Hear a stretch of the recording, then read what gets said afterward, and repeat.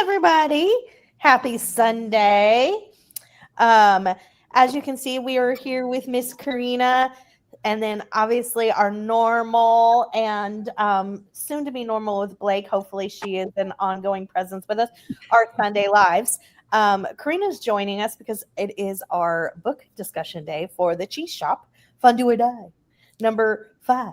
And Emily already has it. Thank you, Emily. Oh, yeah. So I hope everybody is well. I hope everybody is reading something good. Let us know what you're reading, what you're doing, what you're eating. Of course, I have to know that. It determines what I'm going to have for supper most of the time. Not really, but I just like to know. And so, with that being said, real quick, I'll ask what the ladies up here are reading. And then I have some questions. And then if you guys have some questions about Fondue or Die or the Cheese Shop, please put them in the comments. I'll start with you, Sonia. Hello. I am not currently reading anything. I just finished a book, so I am kind of in that I haven't chosen what I'm going to read next situation. I've also been doing a lot of writing, so I'm not really focused on books. Blake knows this because I've been sending her little snippets. Karina knows too because I just had a conversation with her not too long ago.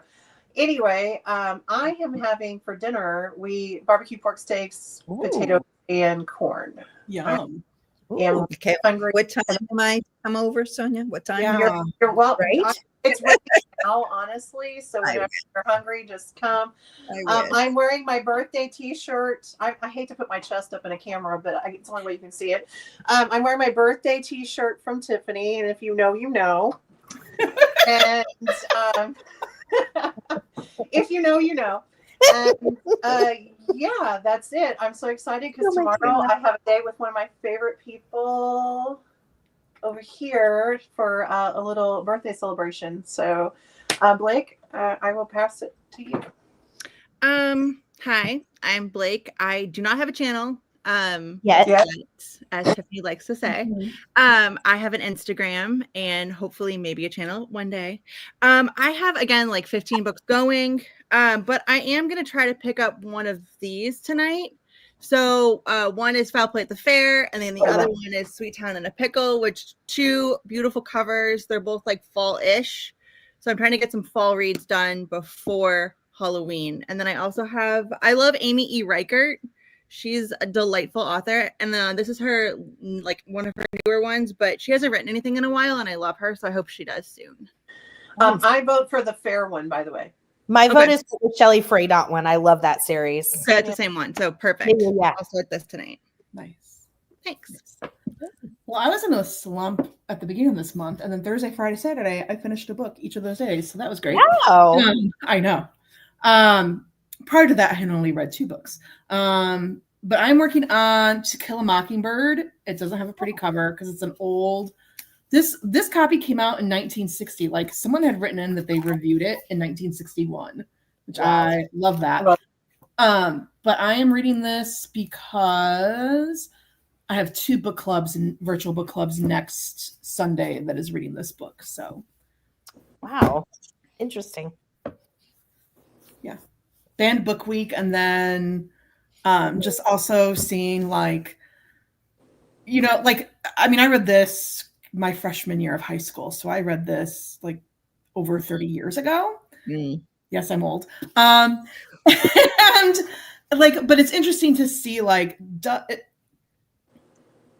is Atticus Fitch really problematic? Because in Ghost at a Watchman, it's very clear like he is racist. And does that show up in this book? Which, interesting to read it as an adult than as a child. I haven't read it as an adult, but I read it in school as well. So that would be interesting. Yeah. I'm still okay. So I'm going to be honest as well. I just recently got Netflix because Thursday Murder Club is on it, and so I wanted to watch that, but they have so much that I'm actually watching so much TV now, and all these true crime documentaries and all of that. So so I am still on, but I do have the books this time. Whiskey Business, I'm still on this.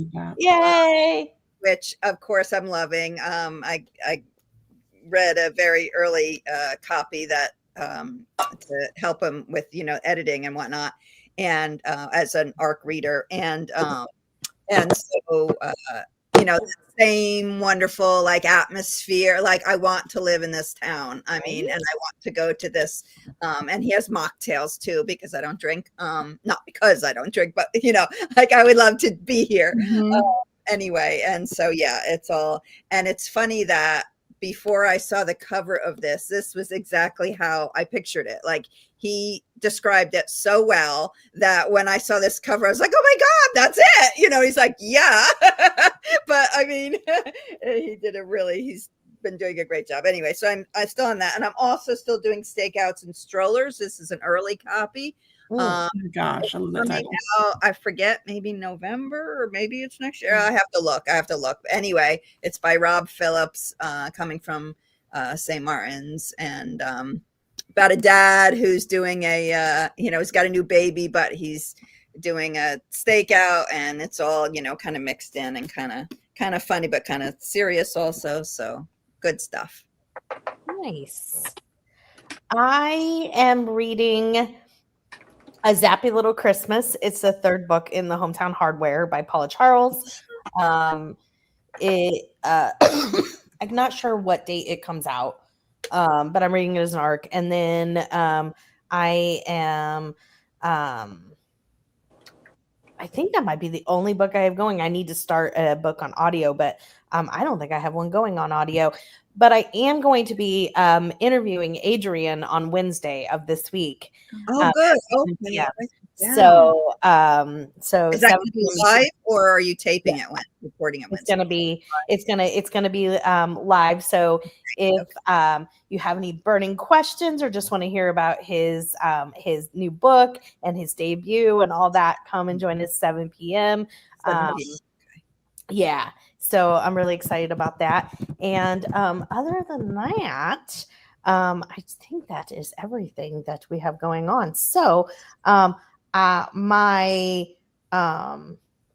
first question, this question is directly to Korina, just because I'm interested why you chose to have this book somewhere other than Yarrow Glen. Just out of curiosity. Right. Well, because as the ARC, as Emily, and I'm so excited to hear Emily, especially your feelings on this, but as the arc of Willa and Heath has gone on, she's always gotten involved and he's never really liked that. And so Case of the Blues, for those of you who read the book before this, it ended where they were not in such a good place. And I felt like I couldn't keep doing, oh, you shouldn't be sleuthing on your own, and then he forgives her again. Like I felt like I had done that enough. And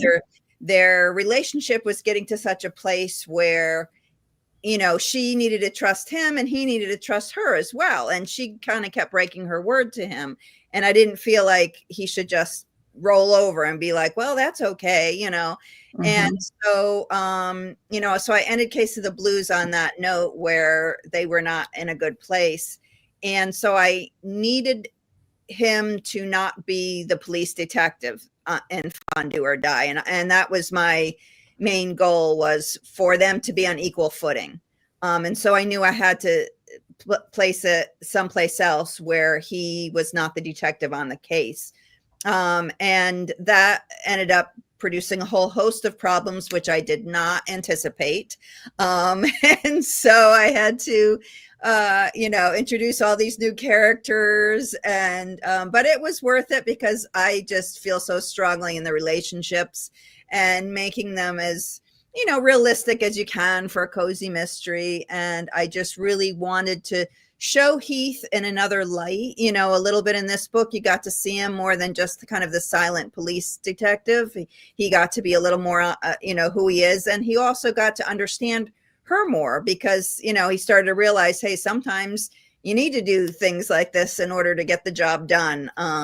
If you don't really trust the people who are in charge. So So I'm glad I did it. It did cause a lot of problems for me, and it was a difficult book to write, but I enjoyed it.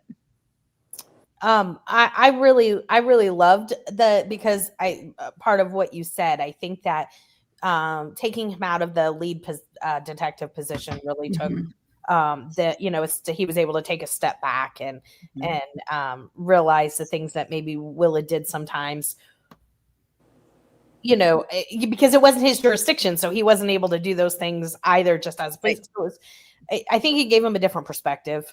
Right. So I think he was able to, I think he was able to respect what Willow does. Right. And and her reasoning to him was, I'm doing this because the people I care about are being accused of murder. That's why I'm getting involved, not because I don't trust you or respect you, but like, right, I need to protect the people that I care about. Right. I mean, why should I just, if you really care about somebody, you're not going to leave their, their freedom and their safety and all of that in somebody else's hands. You might, allow them to do what they're going to do, but you're also going to try. And she's that kind of person. And so, yeah, he definitely got it from her perspective and, understood that, there's a difference there, and why, and the fact that he wanted to do it, like he, she did ask him, but then he wanted to.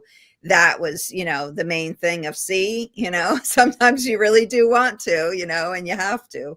So that made me really like him more too. Like it made me see a different part of him that I didn't see before.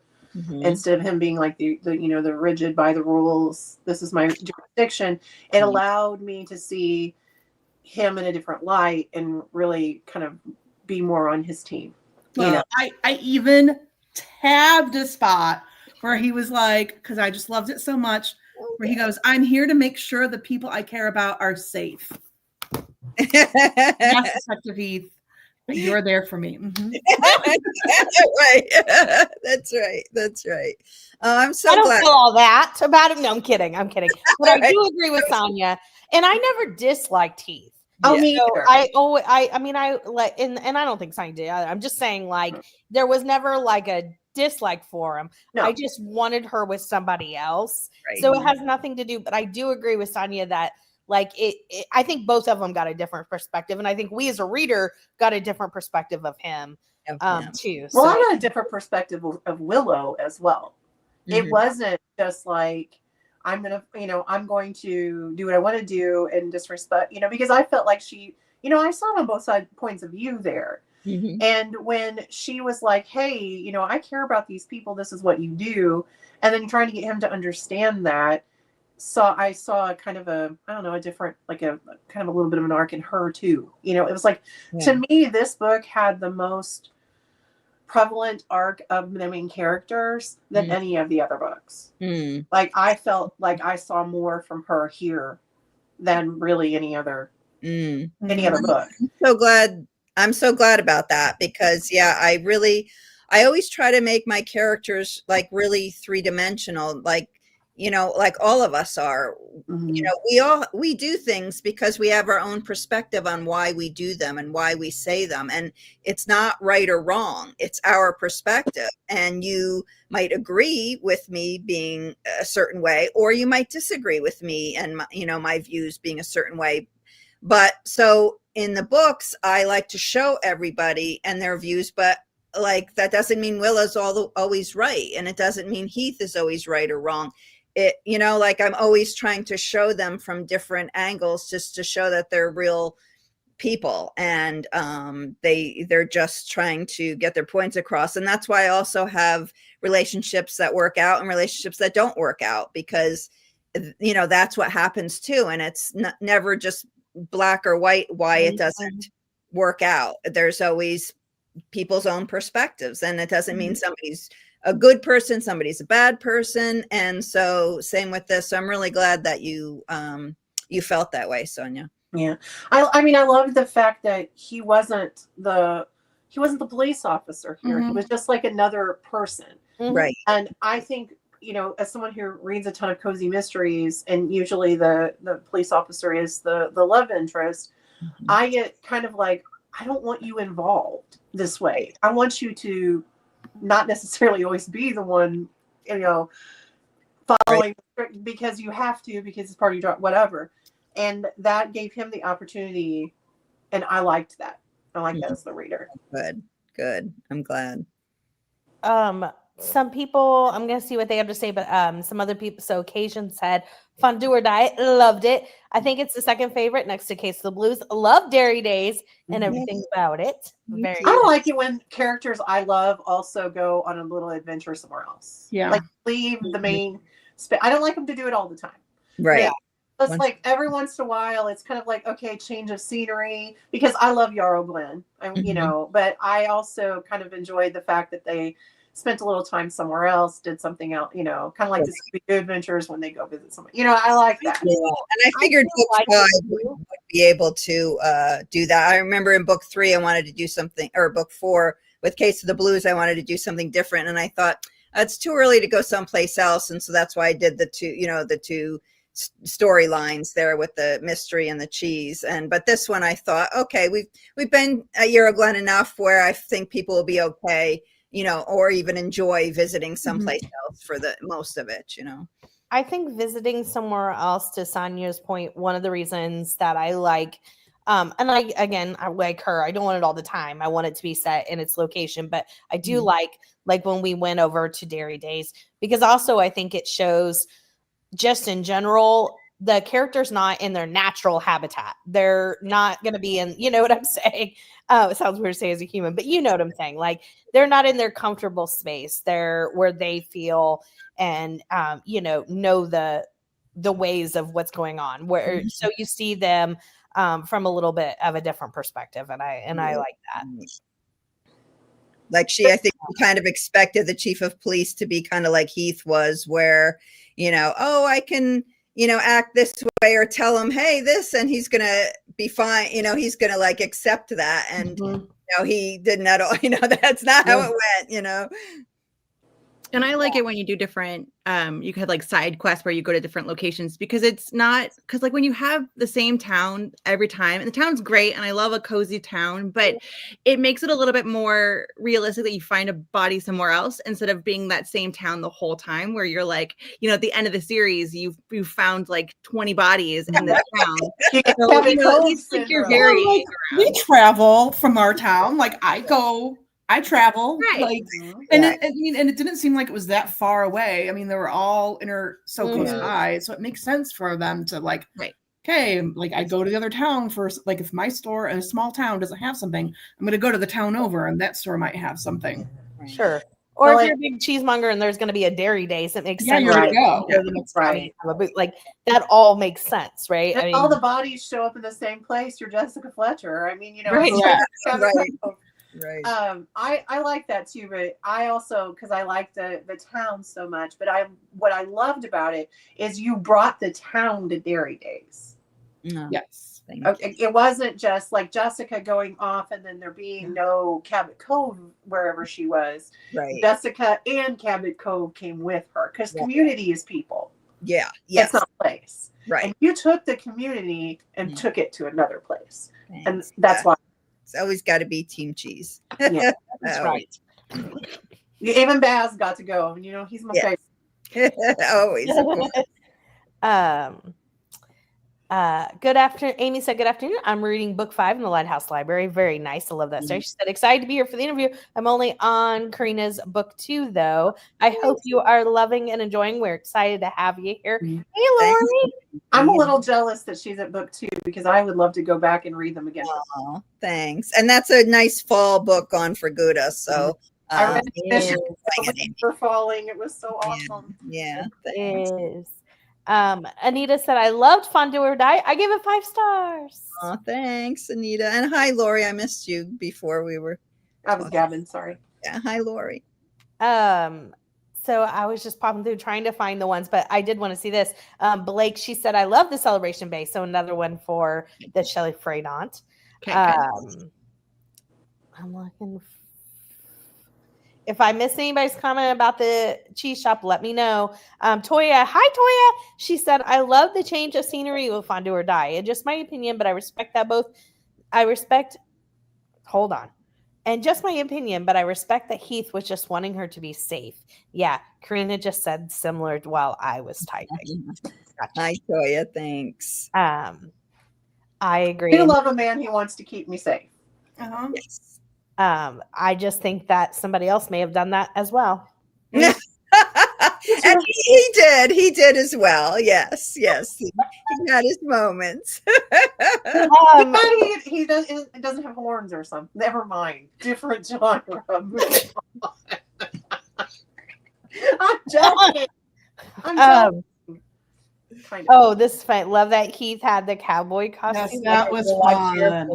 That was funny. Okay, Yeah. I have a point with that. My nickname at the store that I used to work at was Woody, because I was the one always wrangling everybody in the toy box and being like, okay, guys, let's do this. And then my boss was like Buzz. Like, she'd decide to jump off the roof and she'd just do it. And so I'd be like, okay, hold on, like Woody and Buzz.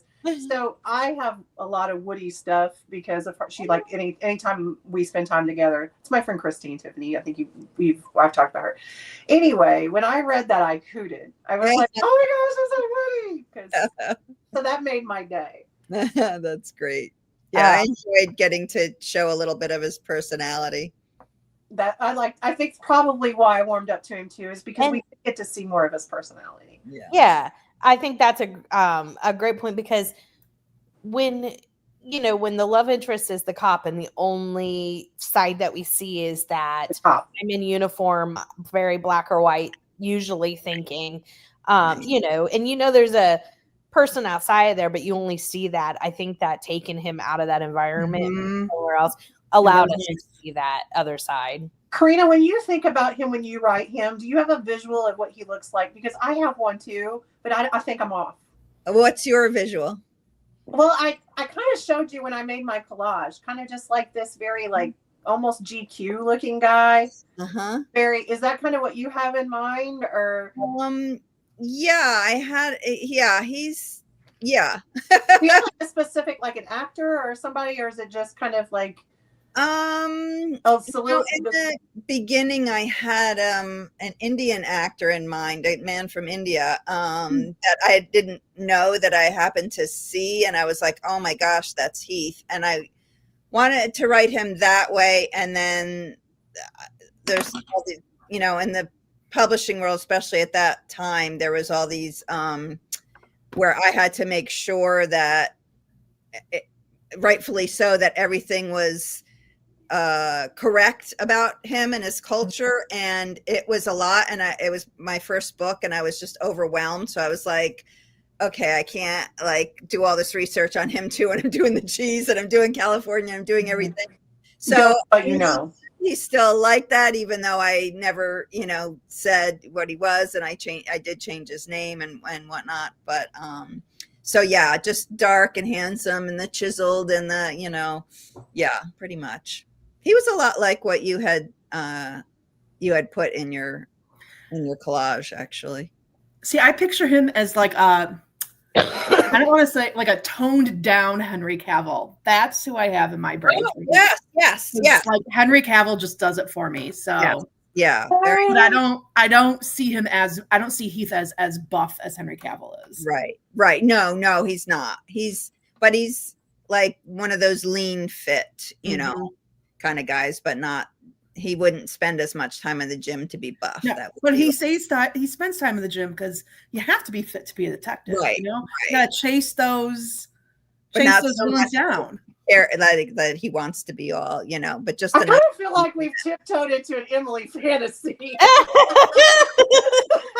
Yeah, Henry Cavill just does it for me. Mm-hmm. I am mad about him. Anita said, I like that Heath wasn't the detective in the investigation. I saw him differently too. I agree. I think that it was I like that he and Willow were more equals, whereas in other books it's more he's over her. And that's what I wanted to, because obviously I'm all about female empowerment, and that's why I always want her to think her own thoughts and do her own thing, and yet that can come off sometimes as being disrespectful or not thinking of him or others or what he, and so always kind of towing that line. But that was why it was important to put them on equal footing, to have that.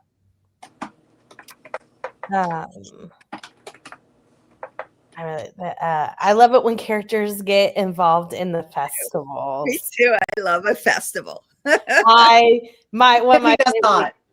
I don't like them at all. Yeah, no. Like my favorite thing. I was so excited, and oh my gosh, Actually, you were one of the ones who made me think of having a festival, because I remember that you liked them so much, and I remember thinking, okay, I need to put a festival on one of these books for Tiffany. And somebody dressed up as a milk carton. I was like, this is the best thing ever. Yes, I agree. Well, and I thought, okay, so speaking of the milk carton, so I thought June, for some reason, I don't know why, because I was very disjointed in my reading and slumpy, so reading in piecemeal and bits and pieces. So for some reason, I thought the kidnapped baby had stayed kidnapped and not had been returned. So I was confused on that plot point. So I thought June was the missing baby returned, and I was like, how tongue-in-cheek would that be? This missing child dressed in a milk carton now. I thought that's where you were going with it, and I'm like, that's brilliant. But no, I messed up that plot point. That is hilarious. That would be very tongue-in-cheek, though. That's hilarious. Yeah. Hey, Holly. Good to see you. Melmac said, hi, everyone. I just finished Fondue or Die. I haven't decided what I'm reading next. Oh, my gosh. If this is really Bill Clinton, I'll look. Oh, dear. I guess it's not. Why would you say such a thing? That's an old school picture of old Bill, too. It's old school.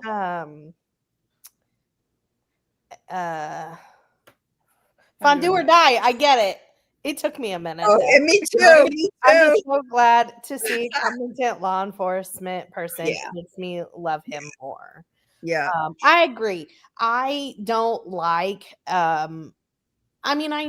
okay, so I guess maybe it didn't age well, but I like Barney Fife, but I don't like to see bumbling detectives now, in my books or something. When it's made for them to look like you are making fun of them, that bothers me. So I like a competent detective too. Or a cheesemonger being smarter than a police detective. It's just I'm a freelance developmental editor as well, and I specialize in Cozies, and so sometimes they tend to do that, and so I tell my clients, there's a way for her to get to the answer faster. My way is that, police have to go, by the book. They have to gather the evidence. It takes a while. They have certain protocols in place. You don't want to be sneaking into places the way the amateur might be. And that can be the difference. That's fine.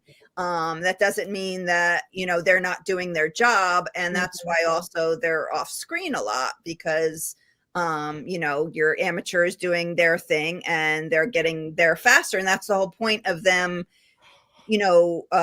trying to sleuth instead of counting on the police, because the police work takes time. And, and whether they don't trust it or they just feel compelled or whatever, that's why they do it. But I always discourage my clients from having the police look stupid and unqualified. Yeah. And I think that it's easily realistic just even to say people feel more comfortable talking to Sonia than they do Officer. Yeah, absolutely. Right. Whoever. Right. Sonia sounds sometimes a little bit more where you can glean things from them that maybe a police can't.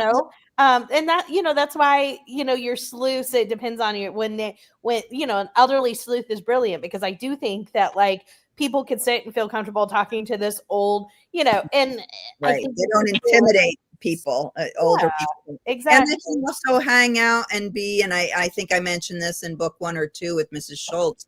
And she's not that old, she's in her 60s. And the older I get, the more the younger. That, not old.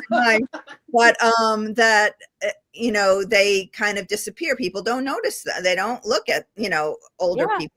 We really are, you know, less, you know, noticeable, I guess, you know, as we age, and so they can kind of hang around and kind of listen, and Yeah. and you know, people kind of ignore them. So it's yeah, the older sleuth is a good one as well. Yeah.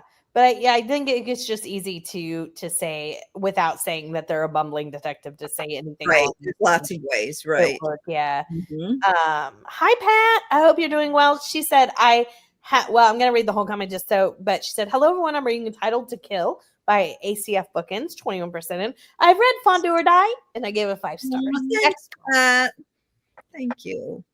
Mel Mack said, I like that there's balance to Willa's sleuthing personality. She's determined without showing total disrespect to law enforcement. So I appreciate that about her. That's not always the case in Cozies. Great. Yes. Great. And I also like when people just have some sense and not you know, go running into the burning building with hostages or something. Like I'm like, Right. you know, That's what I always tell my clients too, is if you like bothers me, you know. right. Yeah. I always tell my clients too that if you can call the police, if the amateur sleuth can call the police, then they should. So you have to make it where you write something where either it's going to happen, they don't have time, or they don't think something's going to happen, so they're doing it. They think they're going into something else. Like if there's a situation where the police should be there instead of the sleuth, and the sleuth knows that, then don't have them do it. Like that's not a good situation. That's like, oh, why aren't they calling the police? You know, that's a great rule of thumb too. Just a great rule of thumb. change how you write it. It's a little harder, but you know, you can still get your sleuth into horrible situations without having them be so stupid.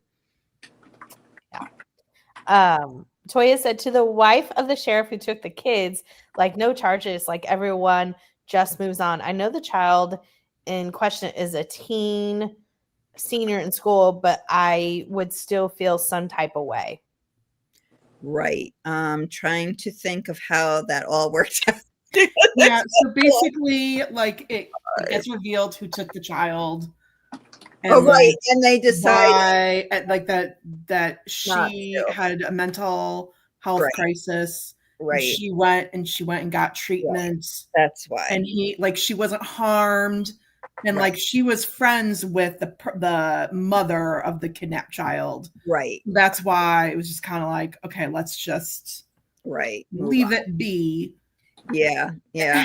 I wanted a little of a happy ending, I think. Yeah.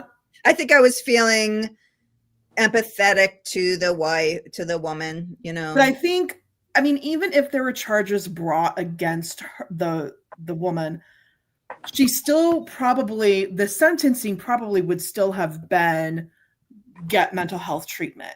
Right. Because they would have argued she had impaired capacity and impaired judgment. So it would have been get mental health treatment, which she got. Right. Really the stiffer consequence should have been towards the sheriff, the chief, and I mean he lost his job, so there were consequences. So like I get it. I think at that point they were just kind of like, we just need to heal. This was like an exceedingly tragic, traumatizing experience for everyone involved, and how do we move forward because this happened so long ago. We need to move forward. Yeah. That's how I read it. Yeah. And that's how I meant it. So thanks. But I understand your feelings, Toya, too. With the wife living her life in peace. Yeah. I didn't even remember now about it. I'm like, okay. But I didn't remember the like exact circumstances. So I was like, oh, I don't remember. It's been a while. I know the overarching story, but I like that Heath and Willow work together. Yes, I feel like they were on the same playing field. Yes, I liked it. Yeah, I agree, Holly. Korina, I'm curious. Why did you choose Nancy Fuller as a potential guest judge? And did you have to get permission to use her name? Good question. I love that. Good question. I just happen to really like Nancy Fuller. I've watched her forever on Food Network, and I just like her whole vibe and everything. She's from upstate New York. It's a little further than where I grew up, but I just kind of feel a connection to her. And so several books ago, I was going to use one of her recipes in my book. And so I had messaged her and asked her if I could use it. It was just one that was on Instagram, so it wasn't copyrighted or anything, but I still felt like I should ask her. And I wanted to give her, say it was from her. And she was so gracious, and she was so excited about having it in my book. Well, I ended up changing the type of cheese in the book and all of that. And so it didn't end up going in. And so ever since that book, I was like, okay, I need to, she was so nice about it. I wanted to get one of her recipes in my book. And then I got to this one and I thought, well, the heck with the recipe. I'm just going to put her in the book. But I didn't want to actually put her in the book because I was afraid of portraying her, even though I would have portrayed her lovely, portraying her in a way that maybe she didn't like, that like portraying a real person fictionally, I was a little worried about. So because she's only talked about, I did not have to get her permission, but I did again message her, and she was so excited to be in the book and to be mentioned in the book. And I ended up sending her the whole series, and I ended up at her grown adult daughter at when I was in Maryland last year on the Fondue or Die thing, and we had a nice conversation and stuff. Her daughter lives around there, and she had told her daughter that I was going to be there, and so we got to talk to each other. So she's been fantastic about it, and so yeah, I like her because she cooks really just pretty simply nowadays, especially, and fresh is best unless you're stressed is her thing, which is true. Like, hey, if you're stressed, just use these 3 ingredients, it'll be fine, So I like that. I think that I would just hear her saying, is that spring enough? Yeah. Yes, because I watched like the holiday baking championship, and she's like, there's not enough booze in here. That's what I always think of. Where but she's happy. Yes. Does it look like it belongs in the summer baking championship? Is that cheese summery enough? No, I'm kidding. Or holiday. Does the holiday? Yes. Yeah. Where's my holiday? Yeah. Exactly. But that's so cool that she was excited for that. Yeah, that's so neat. She's been really wonderful. That's awesome. And then yes, that too, really appreciate that. And then she said, yeah, when the main character completely runs roughshod over over law enforcement, it's just such a turnoff for me. I agree. I agree. And can we talk about Archie? Yes, I love him too. I did not like Hope. In the middle of it, when I was reading it, I think I messaged her and I was like, I've never shipped somebody with a milk carton before, but I'm telling you, I'm feeling it. It's like maybe a fun read. I don't know where we're going. It could turn into something way different, but I was loving it. Yeah. Well, Toya, you'll be interested in Bait and Swiss then with your next comment. And then she said, LOL, I know Bait and Swiss is the last one, but I wonder if Hope, forgot her name, comes back right when Archie moves on. Yeah, I did not like Hope. Like, I feel like she's so terribly selfish, and Archie is not. Like, Archie is so giving, and I felt like Hope took advantage of him. The only time I don't want any Hope. Yeah, I was like, we need to, like, that's why I'm like, I'm so glad you're in Paris, living your best life. Go away. And then June came along, and the fact that he's like, oh yeah, and Archie's like, yeah, that dude in the milk carton, and was like, oh no, that's not a man, that's a girl.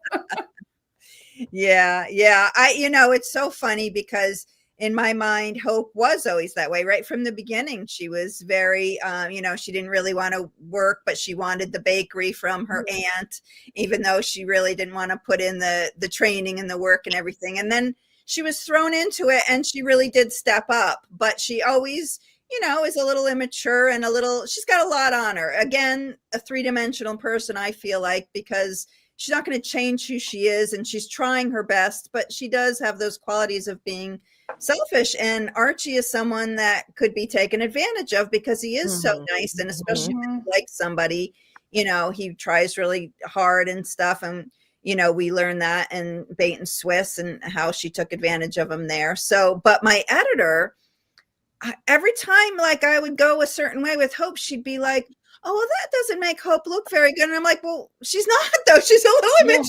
So I think I wanted like her and Archie to be together. She never said that because she always lets me write it, but she still like would always kind of like be like, oh, you should show Hope this way. I don't know if she thought that I meant for them to be together always, but I didn't. Like, I always had in mind that she was going to be who she was, and Archie was finally going to either see her or move on or whatever, see her as she really is, and realize that. So I finally like got my opportunity. I loved it. Absolutely loved it. And although next, I didn't know Bait and Swiss was going to be my last one, and if I write another one, you'll see what ends up going on, because of course it doesn't, it's not sunshine and roses in Bait and Swiss. So Hope comes back in the next book. She does. Oh boy, I don't know if I can handle that. Now I think I'm going to be throwing the book across the room. Let's just not just Hope, but lots of people come back or blast. I know the X comes back. Well, his X I know comes back. Yeah. Everybody gets their X's back. Throwing a lot of books. They'll be throwing it across the room a couple times. Yeah, I was glad I wasn't living in that one. Yeah. Yes, I absolutely loved June is very sweet, nice girl. And I like how Archie, because June was like all embarrassed about her scars from the fire, and Archie's got his birthmark, and how he explained it to her, and just kind of like, it's okay, it's just a part of who you are. Right. Yeah, he's such a good guy. Mm-hmm. Agree, MLMAC. Or when they take it as a personal affront when the officer follows legit leads. Right. Yeah. I wasn't even at the dairy festival and got excited for Nancy Fuller. Yes, I was so excited too about Nancy Fuller. I know. I actually, I also was like, I was like, oh yeah.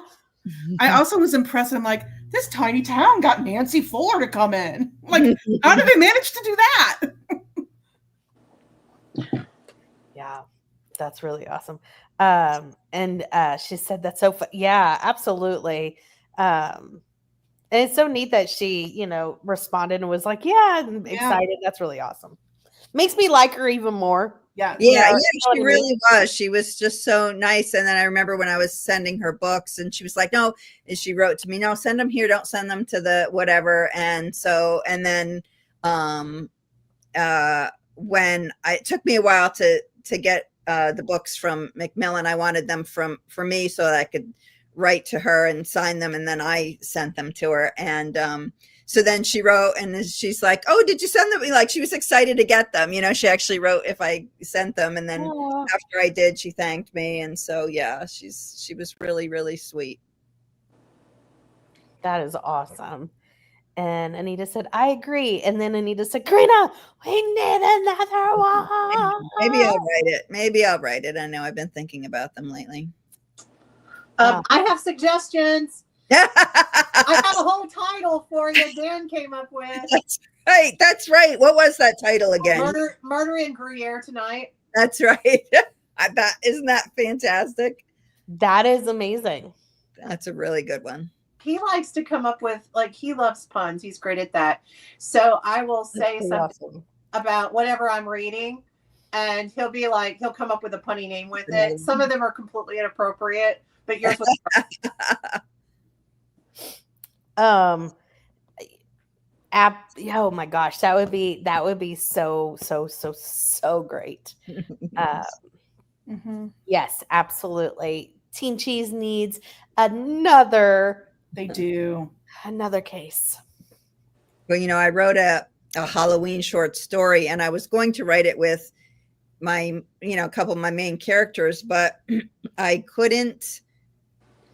Writing a short story is so different than a whole novel, and I just couldn't get out of my head the way I always have them, and the way I always, a short story, you kind of just have to throw everybody in, and they have such, they've lived with me now for years, and they have such relationships and everything that I just kept going on and end up being so long before I even got to the point. I was like, okay, if I write these, I just need to save them for an actual book. I cannot, like, I was hoping to use them in short stories to kind of, help my readers who are missing them. I was like, that's not. So I wrote the Halloween story with something entirely different without them. But it made me realize that, yeah, I need to like move on with another, possibly if I have the time, another book where the short story is not going to work out. So, no, yeah, Lori's read the 6-1, right? Yes. Don't worry, Emily. There'll be plenty of. I know the ex and the ex best friend. Yeah. So I don't know if you can answer it, but you could wink or hello. But I know that you're doing your editing and mentorship for people who are writing, as you mentioned earlier. I don't remember for Cozies. I don't know. You had something career development, right? Career. Oh, yes. Uh-huh. Okay.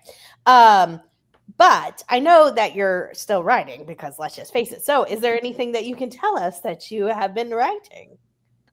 Not really. Oh, but hold on. I know.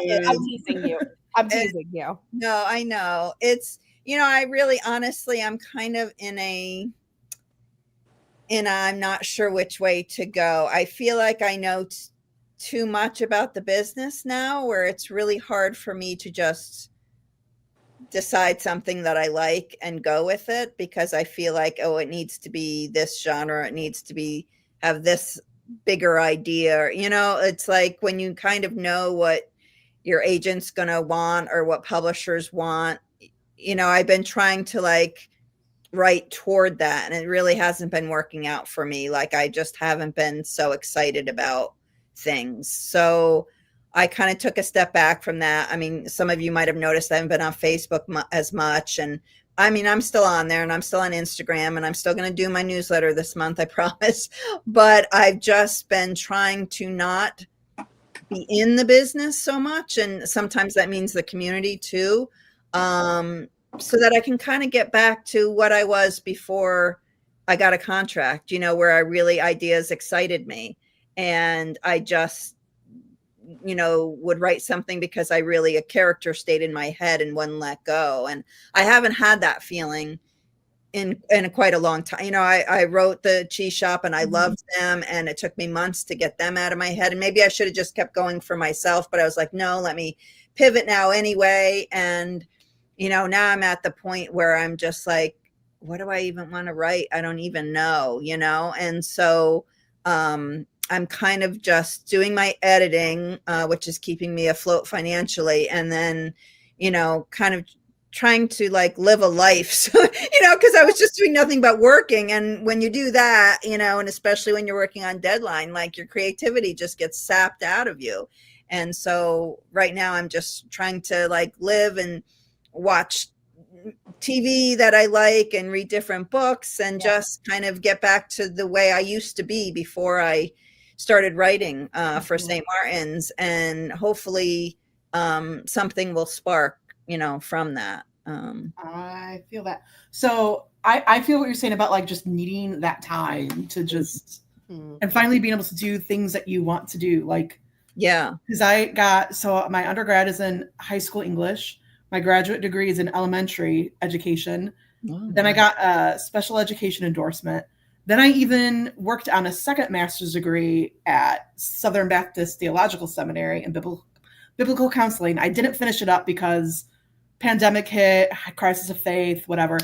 But I felt like I have been in school pretty much all my life. And so after like 2020 is when I stopped working on my master's degree, and I was like, look, now I've discovered fantasy, and I had never read anything fantasy, and able to, like, when I was in school, I was reading romances and I was reading cozies, but not to the extent that Tiffany does, but reading some cozies. But I was like, I can now finally breathe and read for fun again, and not because I need to read this book because I have to write a paper on it. And like, yes, I could go back to school because I live on a college town and we get tuition reimbursements where I work. So like all I have to pay is like for books and fees. So it's like $300 a course. So it's reasonable. And like I could move up. It would allow me to move up on my pay scale. Mm-hmm. But I'm just like, I'm finally able to just enjoy like and reading what I want to read again. And I don't want to give that up.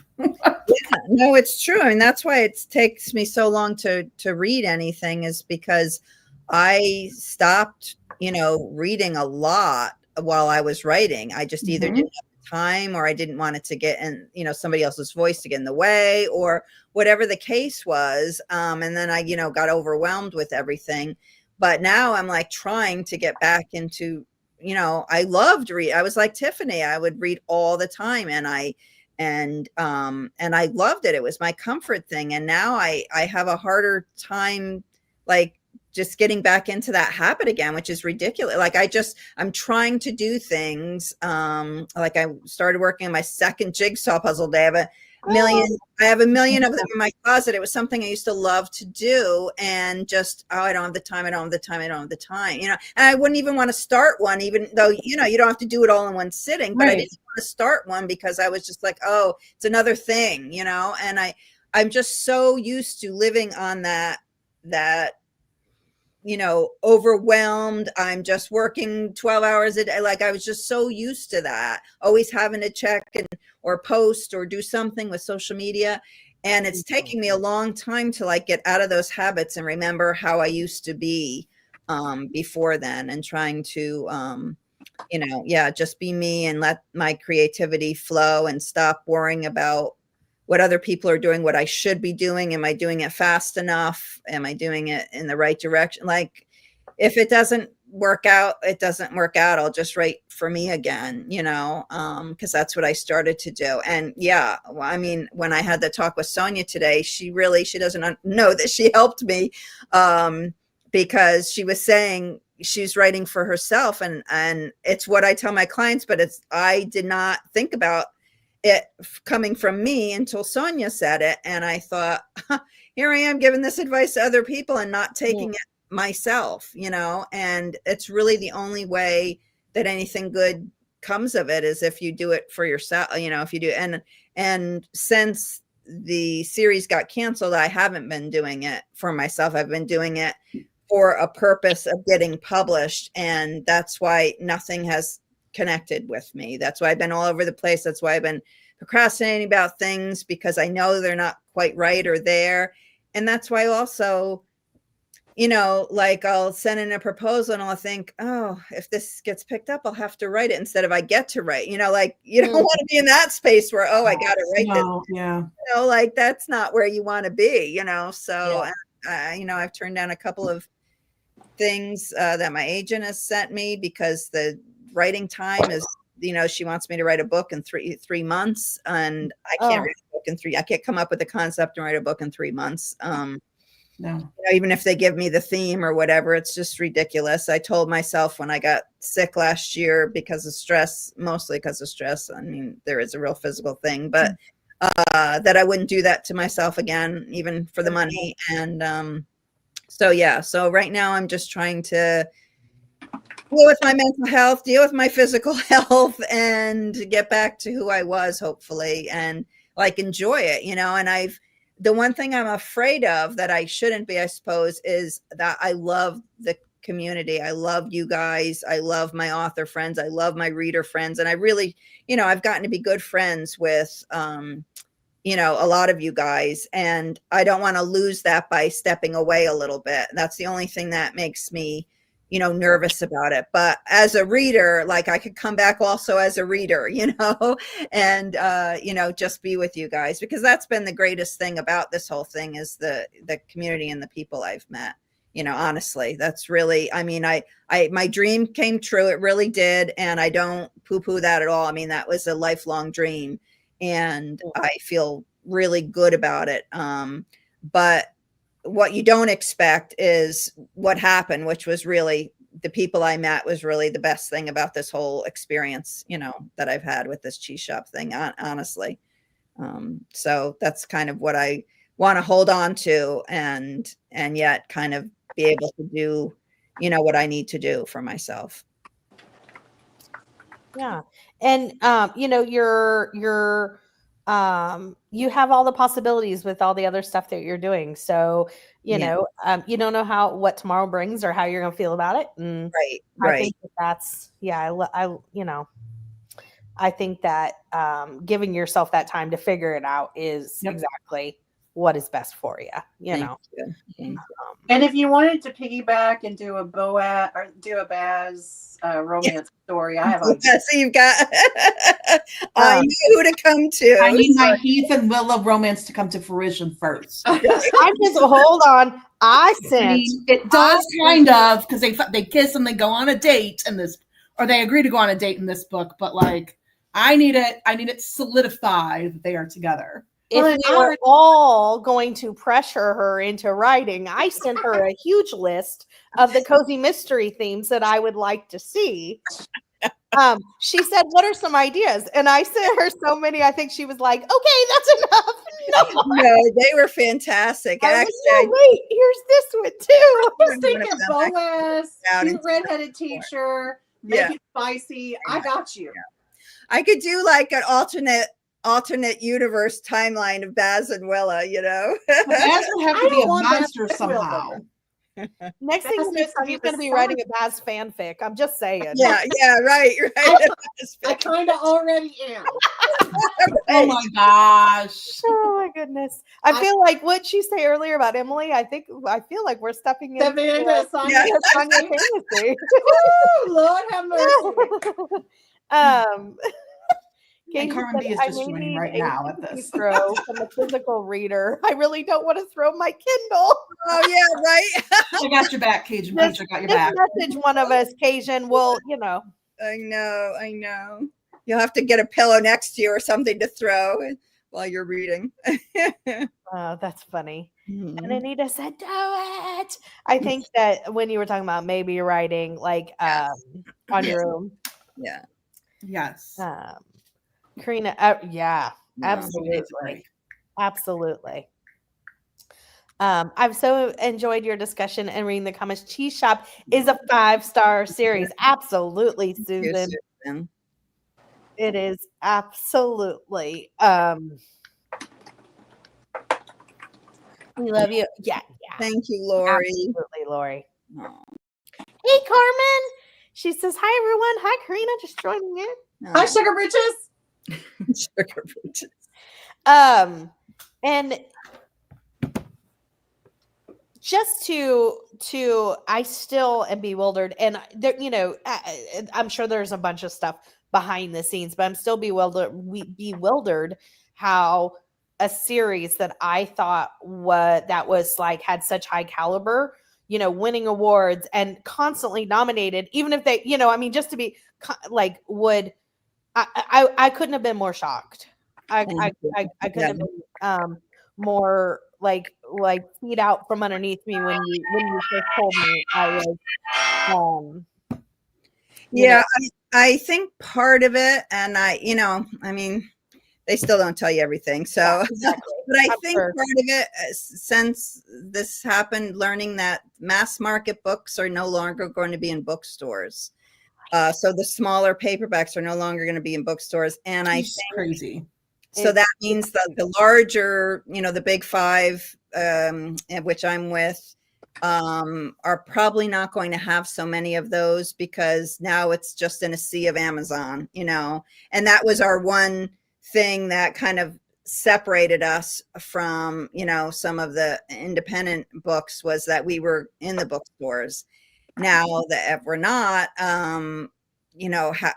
it's just harder for them. And we were, always the mid tier anyway. Like, you know, unless you're a Donna Andrews or Joanna Fluke or somebody that's been going on a long time, you know, you're not like a New York Times bestseller. If you're a cozy, you're just a mid-list, and which is fine. And they knew they needed those, and they had those. But I think that they're now not doing so many. I mean, I'm not saying they're not doing anything. Kate Conte just got 2 more books in her Cat Cafe mysteries. So it's not that, you know, they're not doing any, but I think they're really, you know, picking and choosing what they decide to move on with because of that. So, so yeah, I mean, it surprised me too. And she never really had a specific answer for me, although I did ask. So, and that's what makes me, you know, like thinking, oh, going into another cozy series, it's like, and not that there was ever any guarantee, like I knew it was going to end at some point, obviously, but you know, it's just hard to like put everything into something and then you feel like you don't even know why, like why it's not continue or how long it's going to continue. You know, it just seems like the reasoning, like you know, being in the business, I thought I would at least know, you know, of what to shoot for. They would tell me a certain thing and I would, you know, and you would have a sense, you know, of how you're doing. And for me to have no sense of that beforehand, or for them not to want to share that with me, was really like, okay, how do I do this again? You know, how do I really put everything into another one again? So I think that's also part of why I'm like taking a break and recalibrating, and whatever comes to me, whether it's a cozy or, you know, at first it's like, oh, I'm not writing cozies anymore. And now I'm just like, you know what, whatever I want to write, you know, because I did always think my career would be cozies. That's all I ever wanted to write. And so, you know, so maybe I will. And like I said, maybe I'll continue this series. Maybe I will write another cozy with one of the 400 ideas that Tiffany gave me. Maybe I'll start in the romance genre and get Sonia's ideas. But yeah, whatever. Or you might not want my ideas. maybe too spicy for me, or an old lady like me. I don't know. I don't know if you want my ideas. Well, I have some good ones though. I'm creative. Yes, you are. well, all the time. Write your own thing too. Well, I am. And Well, I have 2 things I wanted to just kind of say, but I'm going to be very vague because I do have I'm in kind of Korina's realm where I kind of have a little bit of knowledge about what's going on, but I don't want to say too much. But I did hear 2 authors talk about something last year, and they were both cozy mystery authors, and they were both kind of upset where they were like, they're getting rid of mass market paperbacks. What are we going to do? Like, our readers read mass market paperbacks. How can I ask my readers to pay, you know, $30 for a cozy mystery? And I'm not saying, and I don't think that they even were insinuating that their craft or their work wasn't worth that amount of money. It was just like, it's a cozy mystery. It's supposed to be mass market. It's supposed to be fun, light. And our readers read so many that and it's not once in a while getting a book. They, you know, they read like you guys. I mean, and it's an accessibility issue. It's not just like monetary accessibility, but like for some people, reading those big books is really hard, like on their hands, and the mass market paperback is more accessible for them. So I just wanted to like say that authors are also, you know, kind of being like, why are we, you know, they're getting upset too. And I know Korina would have the same feeling where it's like, I don't want my book to be in a hardback or a larger, even the large paperbacks. I don't necessarily love either. I love my little mass market paperbacks. And then the other thing I wanted to just kind of mention, there's a imprint in a publishing house. We've talked about it before a little bit, but I don't know, it's a catch-22 where you have these books and you're pricing them at like cozy mysteries at like $32 for a hardback. And then they base their next book based on sales. Well, you know, people don't want to buy $32 for a cozy mystery. And the cozy mystery is fantastic. I have had so many that just get one book, and I'm so upset because they're great books, but not people aren't buying them because they don't want to pay the $32. They're waiting for it to come out in paperback. You know what I mean? It's and I know which imprint you're talking about. And I have a lot of friends who, got their first book, and it's almost like they're sabotaging the authors because and if they do get, and then they don't even get a 2 or 3 book contract. They get a 1 book. And then either have to fight for, having a second one, or end up doing it on their own, or not getting it at all. And like you said, a lot of them are very, very good, but, just don't sell as much. Right. And so the publishing house gets their money because they're selling at a higher price point, but they're not selling enough. So the author is the one who gets screwed. If you want to say it that way. Right. So and all of us would fall in that. And for you guys, I mean, I guess, I think even Amazon, because they're not going to be mass market anymore. I mean, I guess Cozies are just going to be at a higher price point from, starting like next year. I don't know what the Cozy community is going to do. I don't know if Kindle, if they'll, make it lower, but I think it'll probably end up being 15. Yeah, Kindle. Course. And I think authors should get paid for what they write. I mean, you guys write amazing books. You should get paid for what you write. But when I'm getting a digital copy, I just, sometimes it's so hard to swallow the fact that I'm paying $15 for a digital copy. Yes. It's just, it's so hard. So, I mean, I can't tell you the number of digital books that I own. You guys have, if you're on my Instagram, you've seen my cozy collection. It's out of control. So I have a cozy mystery buying problem. I'm not one that's saying I'm not going to buy them. I will buy them. I just have to, it's just, it's hard to justify, the $15 for an ebook. And I was saying a few months ago, I said a couple times to Blake's point, like, people losing contracts because they're saying, oh, well, the sales aren't what they used to be. But I would love to see numbers on, are the sales not what they used to be because they want $15 for a digital and $30 for, a physical book?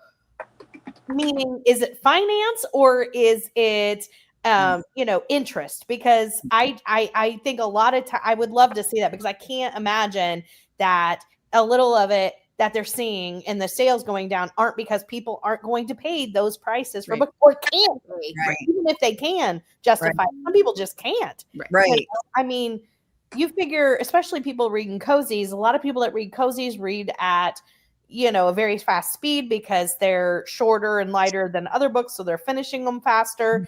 If you read, I read a good 3 to 4 books a week. Right. I mean, that's how much money there's. I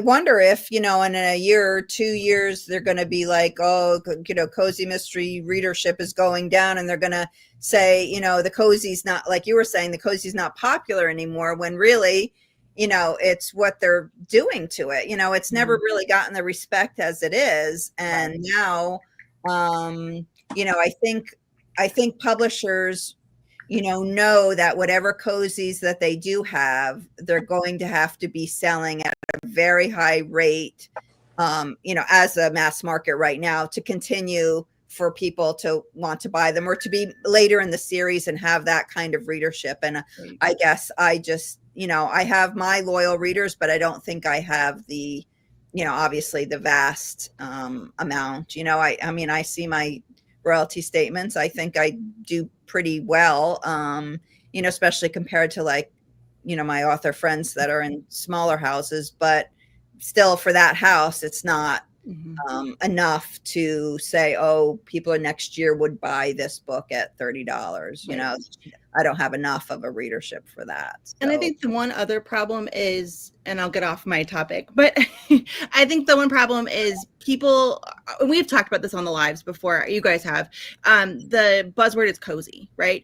So I have, even like last week, I saw an article on Book Riot, and they had like, fall cozy mysteries. Well, I read the article really quick, and none of them are books that I would have considered cozy. Yes. So many people are picking up cozy mysteries, and they're not getting cozy mysteries. They're getting hard-edged mysteries. They're getting books that might not even have a mystery in them. I think Pumpkin Spice Cafe was originally like marketed as a cozy mystery, and it has a mystery element to it, but I would never call that a cozy mystery. I agree. You know, the Thursday Murder Club, Storm calls them cozy adjacent, and I say that all the time. There's so many that are cozy adjacent. They're not blood and guts, but they're not cozy. I wouldn't call them cozy. Right. So I think the publishing buzzwords need to change so people get what they're anticipating, because people will pick up books, think it's something, and then be like, oh, I don't like this. And then they completely get off of cozy mysteries, and they have these notions where they're not what they're getting. And it annoys me that, you know, as a cozy writer, you know, we don't get the respect in, you know, articles or in, you know, lists or things like that. And yet they will use that term for anything that's humorous or like not like deep and dark, you know, anything that's a little lighter than that, they will use the term cozy for. And it annoys me because it's like, oh, you'll use our term for that. But when it comes to actually talking about us or, you know, giving us some level of respect, it's always, oh, you just write cozies or it's just a cozy, rather than, you know, hey, there's a whole, you know, reason for cozies. There's a whole desire for them. And, you know, we're just as valid as any other genre. And, yeah, and I to Blake's point, I think 1,000%, like and even like sometimes larger content creators will kind of jump on the bandwagon and doing a video about cozy mysteries. So of course, as soon as I see it, I'm like, oh, these are people I like, and I still like them. I think that they think that's what they're getting, but inevitably I've clicked on numerous ones because I see the word cozy mystery. I'm going to look at it, and not one in the video is a traditional cozy mystery. Now, again, they might be the cozy adjacent, you know, but they're not a cozy mystery. I always laugh about it. I agree. I got really spicy one day, and I don't usually comment on TikTok. I let it go. I just, you know, let it scroll. And I got really spicy. And this one, I don't even know this person. And I just said, I commented, these are not cozy mysteries. So stop saying that they are. They're not. And she and I had it wasn't bad. It was very respectful, but I was like, I had enough that day. I was like, girl, these are mysteries. They're great. You're not trashing them, but stop calling them a cozy mystery, because you're just doing cozy mysteries a disservice. Right. And why can't they just call them mysteries? Like, is that not enough? Why can't they just say they're mysteries? Because cozy's a because cozy's a because people like cozy. I mean, I love cozy. I've been claiming cozy smut for a while. And so, you know, but when there's a cozy element, I think that you can also, you know, I will tend to, when I'm explaining books, say, this isn't like snuggle your granny and eat some cookies kind of cozy. This is more like, you know, found family cozy, or, you know, trying to maybe do that element. I think that because cozy is such a buzzword, because if you go on any social media and you search the word cozy, you're going to get everything from and in between. Yeah. You know, it's a buzzword, and it's something that will probably pass, you know, but it's doing a disservice to actual cozy mysteries. I think that the world that we live in, without getting into the world we live in, I think is very tumultuous. And girl, I've been trying to get off the world we live in, but I know. I asked the question the other day, and my boss just looked at me. I said, I just want to know if the aliens come and I wave them down and say, take me, is that really an abduction? Because I feel like I need to know like how that works, because I don't want to be like, take me, and it's considered not an abduction. And then like 10 years from now, they're like, hey, if you could be compensated if you were ever abducted by aliens. I'm like, crap, I volunteered. Like, I need to know specific. And my boss is like, are we really talking about this? I was like, are we not talking about this? Everybody's going to know I'm volunteering. I need you to go to your office now. He's like, this was supervision. I was like, there won't be any compensation for me. Everybody be like, nope, she jumped right on that shit. That's why I'm saying I can still act like I'm not. Like, no, don't take me. Oh no. Running toward them. Right. So I'm over here setting up things going, Hello. Right. But and like I said, I don't want to get into like but I'm just saying I think that the world's such a like tumultuous place that coziness is what people are looking for in any fashion, no matter what it is, TV, any kind of media whatsoever. And so that is why that word is such a, I mean, a reboot of, Murder, She Wrote is coming out. I mean, I think that would be popular nowadays, but it is. It really is. It's had a resurgence in the movies and on TV. Well, the Hallmark Mystery Channel is hopping right now. Love it. Yes. Yeah, I like it too. Yeah, I do too. Yeah, I don't like Hallmark romance. Right. But I don't either. But the murder, yes. murder ones are good. Yeah. I like them all, but yeah. Carmen says, "Hey, Shug." That's to you, Sonia. I know. So, I know. I don't understand why. I know. I don't want. Look, I was always a person. I really was a Rory Gilmore in the sense, like I always took a book with me, no matter where I went. I mean, until I stopped doing like because I couldn't see. I always, and I'm not going to cart some big like. I want the little ones that just fit in. Well, my purse size is always determined. The very first question I always ask is, "Can I put a book in it?" Yeah. That is my very first question anytime I've ever go purse shopping. Or does my Kindle fit? Yeah, that too. I full-heartedly respect that. Are they not liking Cozies? I mean, it's any mass market, and I don't think it's just cozy mass market. It's all mass market. I think with Barnes and Noble last year changing out, I know that they used to have the huge cozy mystery section, and then it shrunk to like one shelf, and that kind of should have been our red flag there that something more was happening. But they'll have 40 of the same best-selling book out, when really, do you need 40? Can you just put 3 and then put the others in the back and tell people that there are more and save the actual shelf space for other books? But no, apparently not. So. And that's a problem across the board. It's if they choose not to put it in stores, it's not going to, so you have to seek it out other ways, and you have to be your own advocate at this point to find what you want to read. You can't rely on, best of lists or, major media people, you have to do the research. Yeah. Yeah. And, and this might be petty. This might be a petty point, but with what Korina was saying about 40 of one book or whatever. The other thing is, and I know it's space, so I get why they do it. But if I'm looking for a brand new series and the only one they have is number 18 because that's where the series is at, I understand. But why wouldn't you have at least one of the first ones? Right. Because you know what I mean? Like, I understand like maybe having 17 and 18 and not having all the rest of them, but at least have like one copy of the first in the series, because I'm not buying books 17 or 18. Right. Storm would lose her, sleep at night. I can't do that to my friend. No. And that might be petty. That might just be like, well, you should not be 17 behind. Like I get it, but I just understand like one on all of them though. Yeah. Right. Is that why I don't see there aren't as many cozy arcs. When you get on NetGalley, you do see a big difference. It has lowered in the amount that are available as arcs.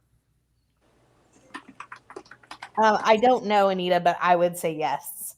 But I mean, I'm saying that by assumption, not on like some sort of fact. Yeah, I know. Yeah. And I wonder if they take the library into consideration. I know that like they get credit for a library getting a book, but if they take in consideration how much the book circulates within the library, because that's where the interest lies. I mean, I get almost everything from the library or Kindle Unlimited. Like 95% of my stuff is either library or Kindle Unlimited. So I would much rather have like a hardback at a library than a paperback. Some libraries won't even take paperbacks. But yeah, I wonder if they consider in the circulation of the book as far as like interest to the series. Yeah. Yeah. I know their initial purchases are, but I don't know how much they look at the circulation of books. I don't know. I don't know if they have that information. Yeah. I know that they know the initial purchase, or if you like renew digitally, if you renew that like license that the libraries buy, they'll know, like the publishing houses will know that, but I don't know if they'll know the actual like circulation numbers. Mm. And I think The that libraries do. Sorry. No, libraries do definitely track their circulation numbers. Yeah. Libraries. For the publishers. Right. Yeah, Yeah. if they have that info. But I also think there's a conversation that needs to be had about we mentioned the price of digital books, but like why they have the advantage of that they're taking publishers and whoever creates this digital market has taken Amazon, who is I have very negative feelings on Amazon. You know, because the amount that they charge libraries for the books is just asinine for a digital copy. And you know, I don't know. I think that there's a conversation that needs to be had right there. And I think there's like, it's the same thing as when somebody says, why can't we get more audiobooks? And some people will be like, well, it's really expensive for narrators to do that craft. I'm like, well, the conversation needs to be had, not about the expense of the narrators doing the craft, but why, if somebody is talented in that area, why is I don't go in my job and they say, hey, you need to bring in your own lamp and your own computer. And that's because you're not a teacher. Like I've taught special education, and I mean, I've bought my own curriculum because I was teaching biology, American history, math, and English in a self-contained special ed room, and I had no curriculum. And teachers pay teachers. I spent hundreds of dollars buying my own curriculum and bringing supplies from home. Like no other job does that, but teachers do. I bought my own desk and all of my shelves, my own chair.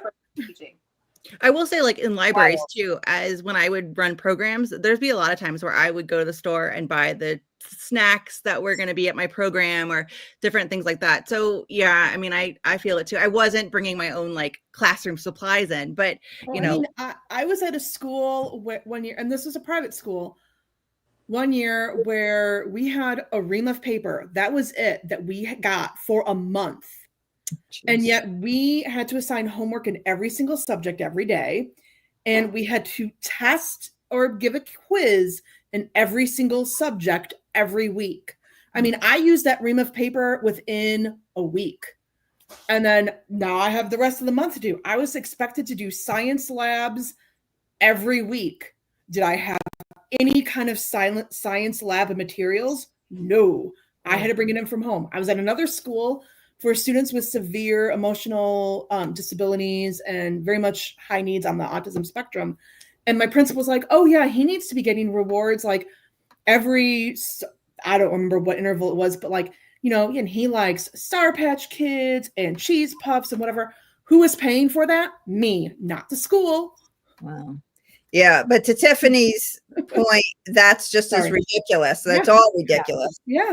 That anybody who's at a job has to pay for things themselves and not even get paid enough for what they do in the first place, much less have to do that. And so, yes, you know, the fact that they have to have their own, you know, go into their own closets or make their own things or whatever they do in order to narrate a book is ridiculous. But, you know, and that's why when they started the publishers, the bigger houses started consolidating, because there used to be more than 5. That was what people were concerned about, and why they tried to stop it was because, but just like anything else, when there are fewer businesses doing it, then they get to run the show and make the rules for everybody pretty much. You know, they're still the big dogs, and so you know, they're the ones that make the rules. And, you know, the people at the top are not the creative people. And that's the problem too with movies as well, you know, that you hear about now with all the actors and everybody have been complaining that there are so many of the producers at the top that want a certain thing, and if you don't make it, then and that's why we only get 3 Marvel movies and hardly anything else anymore, because the people at the top are not the creative ones. They make they care about the money and what they think is going to make the money, and they don't care about the whole creative process or the actual product, really. Yeah. It's really a shame. It's hard, and I see why more people are going with publishing on their own, but they're that's a whole host of issues and challenges and problems too, so on that end, so it's a tough business, and unfortunately that trickles down to readers, and what you're going to access to. If you decide to self-publish, we will all scream it from the rooftops, and I'm really loud and obnoxious. I know that's shocking to people. Sonia, I will mute you. I didn't say a word. I'm quiet, but I have a big impact. Did you say quiet? Yes, I'm so quiet. And shy and introverted and stuff. Right. Okay. Your nose is growing. Oh, Don't make me use my teacher voice. Bring it. But yes, I'm like, ooh, I will be marketing for a bunch of people. Like I try to be anyways. I mean, certainly do. This, type of thing where we're making videos, it's to, like people always say, you never make videos where you really say you don't like something, because I'm here to tell you what I do like and what I think you should and what made me happy. I don't want to stay here and tell you about the things I didn't. Yeah. I don't know. That's why people love you. That's why it's there, everybody is attracted to that. But yeah, I would love to, Thank you. They don't have them. I know. There's just no way. I don't know most people that could afford if, at 15 a pop. And actually I see most of them at 17 or 18. Yeah. There are some paperbacks now that are over $20. Like, I mean, when you're talking like again, chunky fantasy, like paperbacks, some of them are like $22, $23. Right. I just dribbled down my chin. I'm glad you couldn't see that. I don't know why I mentioned it out loud. You would have never have known, but I have that effect on people. Sorry. It was. I was still laughing at the quiet comment. I just thought because I was cute, but whatever. Oh, well, that too. I know, Lori. I know. It really does feel like it's 22. Are mass market paperbacks going away entirely or just Cozies? I think entirely, right? Entirely. Yeah. Entirely, yeah. And I have to feel talking about it in the fantasy like world really too. affect like things like Harlequin and all that too. Like I can't imagine they wouldn't be like majorly affected. Like the category ones that Sarah, the one that come like every week or the monthly ones. Yeah. I don't know what they're going to do. I don't know if they'll do like a bind up of a bigger paperback. Yeah, that's interesting. I don't know. Well, and I remember when they switched to the trade paperback size Harlequin, they started a line. I remember Sarah talking about the big controversy that caused among the diehard Harlequin fans. Yeah, it'll be interesting to see what ends up happening from this and what the response is, and if they decide to change their mind about it. But there's another publisher that is doing ebook first and then a paperback later, but even those books are so much. Yes. Mm-hmm. And I'm not willing to pay $15 for an ebook. Like $5 or under, because like again, you're not paying for the actual book, you're paying for the license of the book. Mm-hmm. So if whoever you're getting, I mean, I'm going to use Amazon because most of us have Kindles. So if Amazon loses those rights to those books and loses those licenses, then those books go away. Right. Yeah. Yeah. Blake has a good point. I agree. She said, I agree, Toya. She said, I agree. Mystery is the broad category, but cozy mystery should be in that umbrella and not be confused with other mystery thrillers. Agree. Oh, yeah. I totally agree, because even if I enjoy a book, it really irritates me when things are marketed in a way that's incorrect, especially when I feel like it's marketed in a way incorrect on purpose to like what. So my example I always think of is every single thing right now is, if you like Gilmore Girls, Yeah. you know, or Only Murders in the, you know, and Right. when, Right. even if I enjoyed the book, if it's not like what you told me it's like, I'm still frustrated. Right. Right. Yeah. It's your expectation. Like, Well, I mean, that's why I did not like not Thursday entirely Murder on Club, and like was like, I'm done with this series, and now like I want to pick it back up again and try it again with new lenses. But like it was marketed to me as a cozy mystery, and I was like, the whole priest plot line, I'm like, this is not cozy. This is What dark. series, This is sorry? not a cozy. And I got angry. I'm like, this was supposed to be a cozy. This ain't it. What book was that? Thursday Murder Club. Oh, right. It was like more than one person marketed it to me as a cozy mystery. And I'm At the like, this is beginning, not a yeah. cozy. Yeah. When it first came out, it was a Yeah. lot. There's a lot of marketing around it being cozy, and it Nah. yeah. Yeah. No, that's true. And it's another thing I tell my clients too, when they say, oh, but I wanted to put this in or that in. And then I say, oh, that's perfect. I'm not here to tell you what to write or what not to write, but I'm here to tell you what's a cozy and what's not, and what a reader's expectation is. You want to meet the reader's expectation. And so if you want to put that darker element in your book, then there was one client I had that had I don't know if I'm allowed to say it, SUICIDE in it. And I was just like, that's too dark for a cozy. And oh, but it's really important because blah blah blah. And I said, again, I said, that's if you feel important, if you feel very strongly. But then I'm here to tell you it's not a cozy, and you can write that, but you're not writing a cozy, and you're not going to, don't market it as a cozy. Just write it as, your mystery is going to be somewhere in the middle, muddle there, and that's your choice, But that's what you paid me for, is to let you know how to make a cozy, and that's certainly not it. But it's definitely reader expectation. You want to meet that. Right. And I've gotten to the point where I don't even read blurbs anymore. I don't read the back of the book. I have my go-to authors, and then I'll get I might read like a little snippet of something but I don't read back of the books anymore, because I've gone so far into the fact that like people are like, oh, it's like this. And then I go in with expectations, like you guys have said, and it's not what I thought it was going to be. And then I get like upset or disappointed. Yeah. And you're disappointed, even if it's a good book, you're disappointed because that's not what you intended. Right.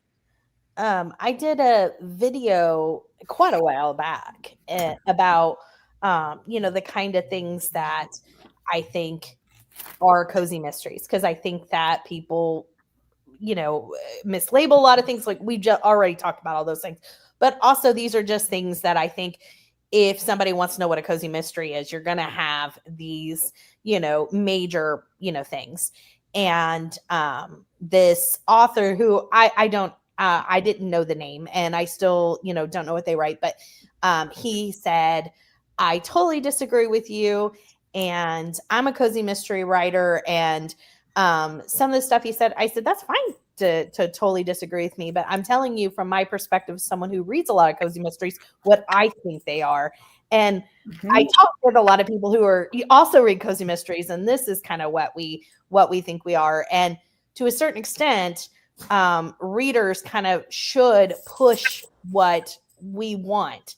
I want to see readers have more of a voice into giving the publishers what we want. Like with Korina saying that's why we only get this much Marvel, is because the top people are saying that's all they want. I feel like there should be a push towards, people telling those people what we want to see or what we want to read. Right. And I was like, it's totally fine. And I said, and I was very broad. Like when I said, most of the time it takes place in, and I think that was the one that his point was. And he's like, well, it doesn't have to. I said, no, it doesn't. And that's why I said most of the time. I was like, there's a few series I can name that do not, that I love. But they still, I think, to my point, the one that I always think of is like the Cleo Coyle coffee house. It takes place in New York City, but really they're always in that coffee shop, and that coffee shop is its own community and its own little small town, so to speak.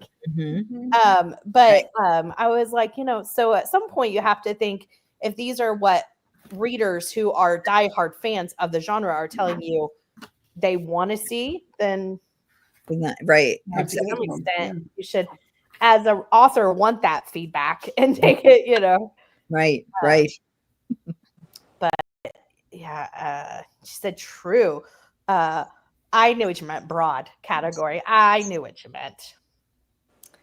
I definitely can't afford to buy a lot of books. I'm so for libraries and Kindle Unlimited. Absolutely, Kim. Absolutely. I also would volunteer to get away from this world today. No kidding. Just saying, don't say that until we know. We don't want like I'm telling you, I don't want to volunteer as Kim and then see a commercial that says, "Have you been abducted by aliens? Please call 1-800-ABDUCTED for your compensation." I have very specific ramifications that they have to meet before I go with them, though. I have some expectations. Well, your expectations, my expectations are way different, I feel like, because we don't. No, I'm cutting that one off. No. Thank you, Blake. You're welcome. Fine. I'm with you, Sonia.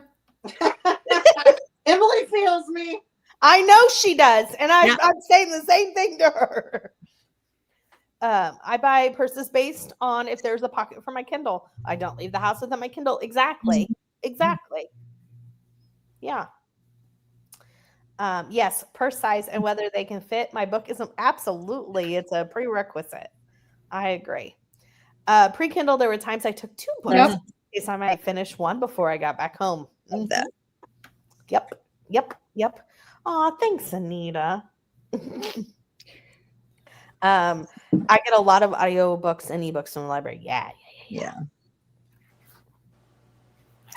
And don't forget That's right. Oh, that's right. Oh my gosh. Okay, I got to look back. Oh, I'm glad you reminded me of that because I'm going to be doing my newsletter this week. Thank you, Holly. Yes.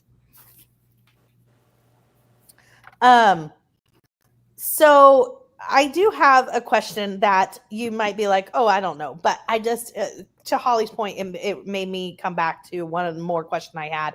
And then I don't want to keep you. I know you're probably like, oh my gosh, this went way longer because we went way off topic. I'm sorry about that. But I want to know, since we all know the series is over, was there ever a time where you were going to have somebody completely different die or something completely different, or you were going to have Willa go in this completely different direction and then decided not to, or you know what I'm saying? Like, and you're, I'm just curious, or you're like, oh, I was going to have her move to Europe, and no, I don't know. No, I did want to have one where they all went to France, where she did her, mentorship. I was going to do one of those at some point where she and the gang went to France and then obviously solved a murder there because, maybe her, the woman that she did that, and her backstory is that she spent a semester in Lyon, France, and she was going for something else, and then she ended up being drawn to this cheese shop that felt like home, and then she met this wonderful woman who mentored her, and that's where she fell in love with cheese and decided to have her own and dreamed of having her own cheese shop. And so I was going to have something, maybe happen to that woman, or she's going to visit her and then something happens. So I would have done that as well. But no, I pretty much had an idea of the arc. And I think the only thing is that I kept things slow. Like, I don't think I would have had book 6 be so slow with Heath and Willa had I known it was going to be the last one. I kept it slow because I was thinking there would be more. Same with Archie and June. I thought there would be more. But I always had a direction in my head for everybody. So it always went in the direction that it went. Please tell me we get a Willa and Heath date, at least in the next book. Oh, yes. Because because like we need something. We need progress in that relationship. Absolutely. Yeah. You'll get progress. It's just not as much. And that goes to Holly's thing. I will in the September newsletter put in a cut scene that I had of Willa and Heath because I first did write it where they were much more serious than they end up being in book 6. And my editor was like, oh, I think that's too much of a jump since book 5, they only just, kiss at the end. And so I think that's too much of a jump.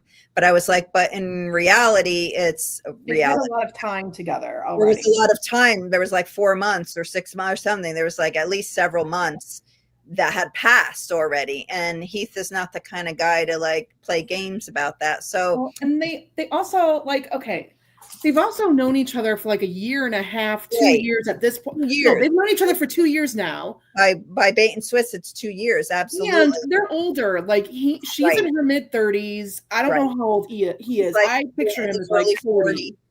Yeah, he was always, or like he was approaching 40 when they first met. So he's 42 now. Right. So, yeah. So I feel like when you get older, I feel like those conversations go quicker. Because we're kind of like, let's cut to the chase. We know what we're about. We know what we want. We're settled in who we are. So now let's have the serious conversations. Right. And so I did have them already being, together. And the big thing was going to have them say the L word. And then, so I had that. And then the editor was like, oh, that's, Now, how do we subscribe to your newsletter? Because I need this cut scene. Because I'm not subscribed to your newsletter. So go to KorinaMossAuthor.com, and that's my website, and then it'll pop up where you can subscribe, and you just give me your email, and then Korina Moss, say that again. Korina Moss. KorinaMossAuthor.com. Okay. Cool. You know what used to be really popular, Korina? What? Choose Your Own Adventures. Yes. And yes, because you could do a little direction where pick door 1 if you want her to be with Roman. door 2. I'm just saying, like, you have all the possibility in the world, like, nobody's stopping you. Right. I know. I should figure out how to do that. Wouldn't that be something? And then you could I have ideas. Character relationships to go. Well, and there's one with Regency romances like that where it's just in general. You should just do it a general cozy mystery, like Choose Your Own Adventure. There is a mystery that Cajun Peach actually gifted to me for my birthday, where it's like you have puzzles throughout the mystery that you also have to solve. Wow. To progress with the mystery. And there are aspects where it's like choose your own adventure. I haven't read it yet, but like I can't wait to read it because I'm like, this is so interactive. I love this style. That would be neat. Yeah, I'd like that. Oh yeah, that's very interesting. Oh, maybe message me and tell me what that is, unless you know the name of it now. I'd like to read that actually. It's the most puzzling mystery, I want to say. There's a few coming out with cozy mystery authors who have those interactive puzzles, but they're cozy mystery authors. So I don't know. Maybe you should look into that. There's a handful of them, and I can't think of one off the top of my head, but I saw it in, I think, Edelweiss. They had them coming out. That would be really interesting. I'd like to see that. I don't know if I'd be smart enough to be able to do it, but I would that would really interest me. Yeah. But yeah, so I had that, and then she was like, oh, my editor was like, oh, that's too much of a jump. And so I was like, and then I started getting worried, like, well, that's true, because I was thinking I was going to do another one. And then I'm like, well, what are they going to do? They're going to have to like move in together at the least. And then I was trying to think, well, how is that going to work? I don't want Heath around all the time, and she's not going to move out to his house. So what's going to, so then I started thinking, okay, well, maybe I should slow it down. And so I did. And then it ended up being, the last book. I was like, I should have just gone ahead and do it. But I will I have a link to that one scene that I had already written. Wait. So here's the book that I'm talking about. It's called A Most Puzzling Murder. I've seen that one. Yeah. I've seen that actually. By Bianca Maris. I don't know how you pronounce the last name. Okay. But it's just like, it's intriguing. And even like in the note at the beginning, like they have there's like little icons like at the beginning of each chapter, and she's like, even this is a puzzle that you need to solve. Oh, wow. So I like that idea. yeah, I was like, that's so cool. I need to. So, Yeah. Oh, thanks. What I need to know is there a cheat sheet? If I Right. I'm stumped. Like, I don't know, but I was just like, if you like it, I thought like too, like Dan Brown very much is into like the puzzles and etymology and whatever. And I'm like, that would be perfect for like fans of Dan Brown. I feel like yeah, I loved his first book with the puzzles. There is his latest book like that. Do you know? I don't know. I haven't read it. I really liked Angels and Demons and Da Vinci Code. Me too. Angels and Demons I liked better than Da Vinci Code. Oh. And then the other two books, I was just like, they just got worse and worse for me. Yeah. So I'm hesitant to pick up the other book. So yeah. Yes, we should have a discussion for hopefully if Tiffany's up for it. what's that? Anita asked. Yes, We'll have a discussion for the last book. absolutely. I just pulled up my calendar actually. Okay. October. Now you're going to be going in the middle of October, so that's totally So whatever you're feeling. can you do the 26th? Yes, I can do the 26th. Yay! I have family in town on the 12th, and then I'm going to be in Ashland on the 19th. So, yeah, if you can do the 26th, I'd rather do it towards the end of the month and give people time to read. Well, plus, give people time to read it. And give, who was it? Who's only on book 2? Yes. Yes. Time to catch up. You have time to catch up so you can discuss. So you can discuss Bait and Swiss with us. Yes, yes. Yes. So October 26th will be number 6 Bait and Swiss, and then cheese. And then I haven't mentioned this to Korina or what, but I'm just saying maybe she could be a guest every once in a while and she can talk about anything she wants to talk about. I would love it. I would love to pop on and be with you guys. That she might be a reader at some point. She can just. I would love that. Thank you, Tiffany. Yes. Oh, that would be amazing. With you guys. Thank you. We have fun. What's that? We have fun here. Absolutely. We do. I always love seeing you guys. And at night, when I'm about to go to sleep, and I'll just put on I'm not live, but you're my Sonia's my comfort watch because she's just so like anything she says and whatever. She's very cozy. You're just cozy in real life. Have you watched my August Reads video? I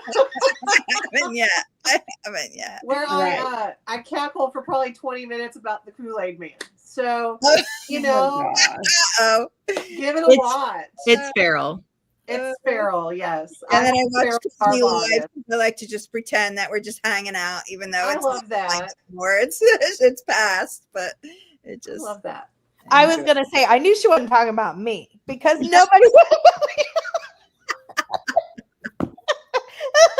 Listen, I'm nothing if not self-aware. I find you cozy, though. What's that? I find you cozy. You are. I hope I'm cozy, but I'm definitely not it's like I'm definitely not a force. Right. You're enthuistically cozy. Yes. No, you're the fun. You're the fun one. You're the fun aunt.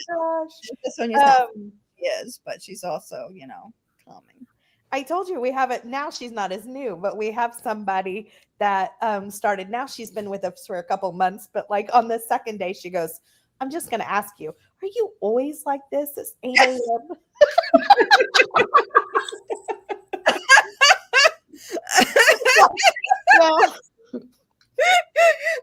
Yeah. That's the best thing I've ever heard. That's cute. Oh boy. I had a school secretary one time ask me, she was new coming in. I'd been there a while, and I walked in and I was like, "Good morning," and she's like, "Good morning." And her name was Karen, so I'd be like, "Hey, what's going on? What's happening? What are you doing?" Kind of Karen Walker kind of thing. And she was like, "Are you always so damn chipper?" I was like, you are the first person parents and kids see every morning. Can you maybe turn up that dial a little bit? Her name was Karen. It fit. And she said that mid-somber mystery choose your own adventure book I read last year was a lot of fun. I love that idea so much. Yeah. Yes, Holly. And then Carmen said that would be great. More of Korina. I agree. Hey, Sarah. Hi, Sarah. Hi, Sarah. Hello. Oh. How are you, Sarah? I'm okay. How are you guys doing? We are good.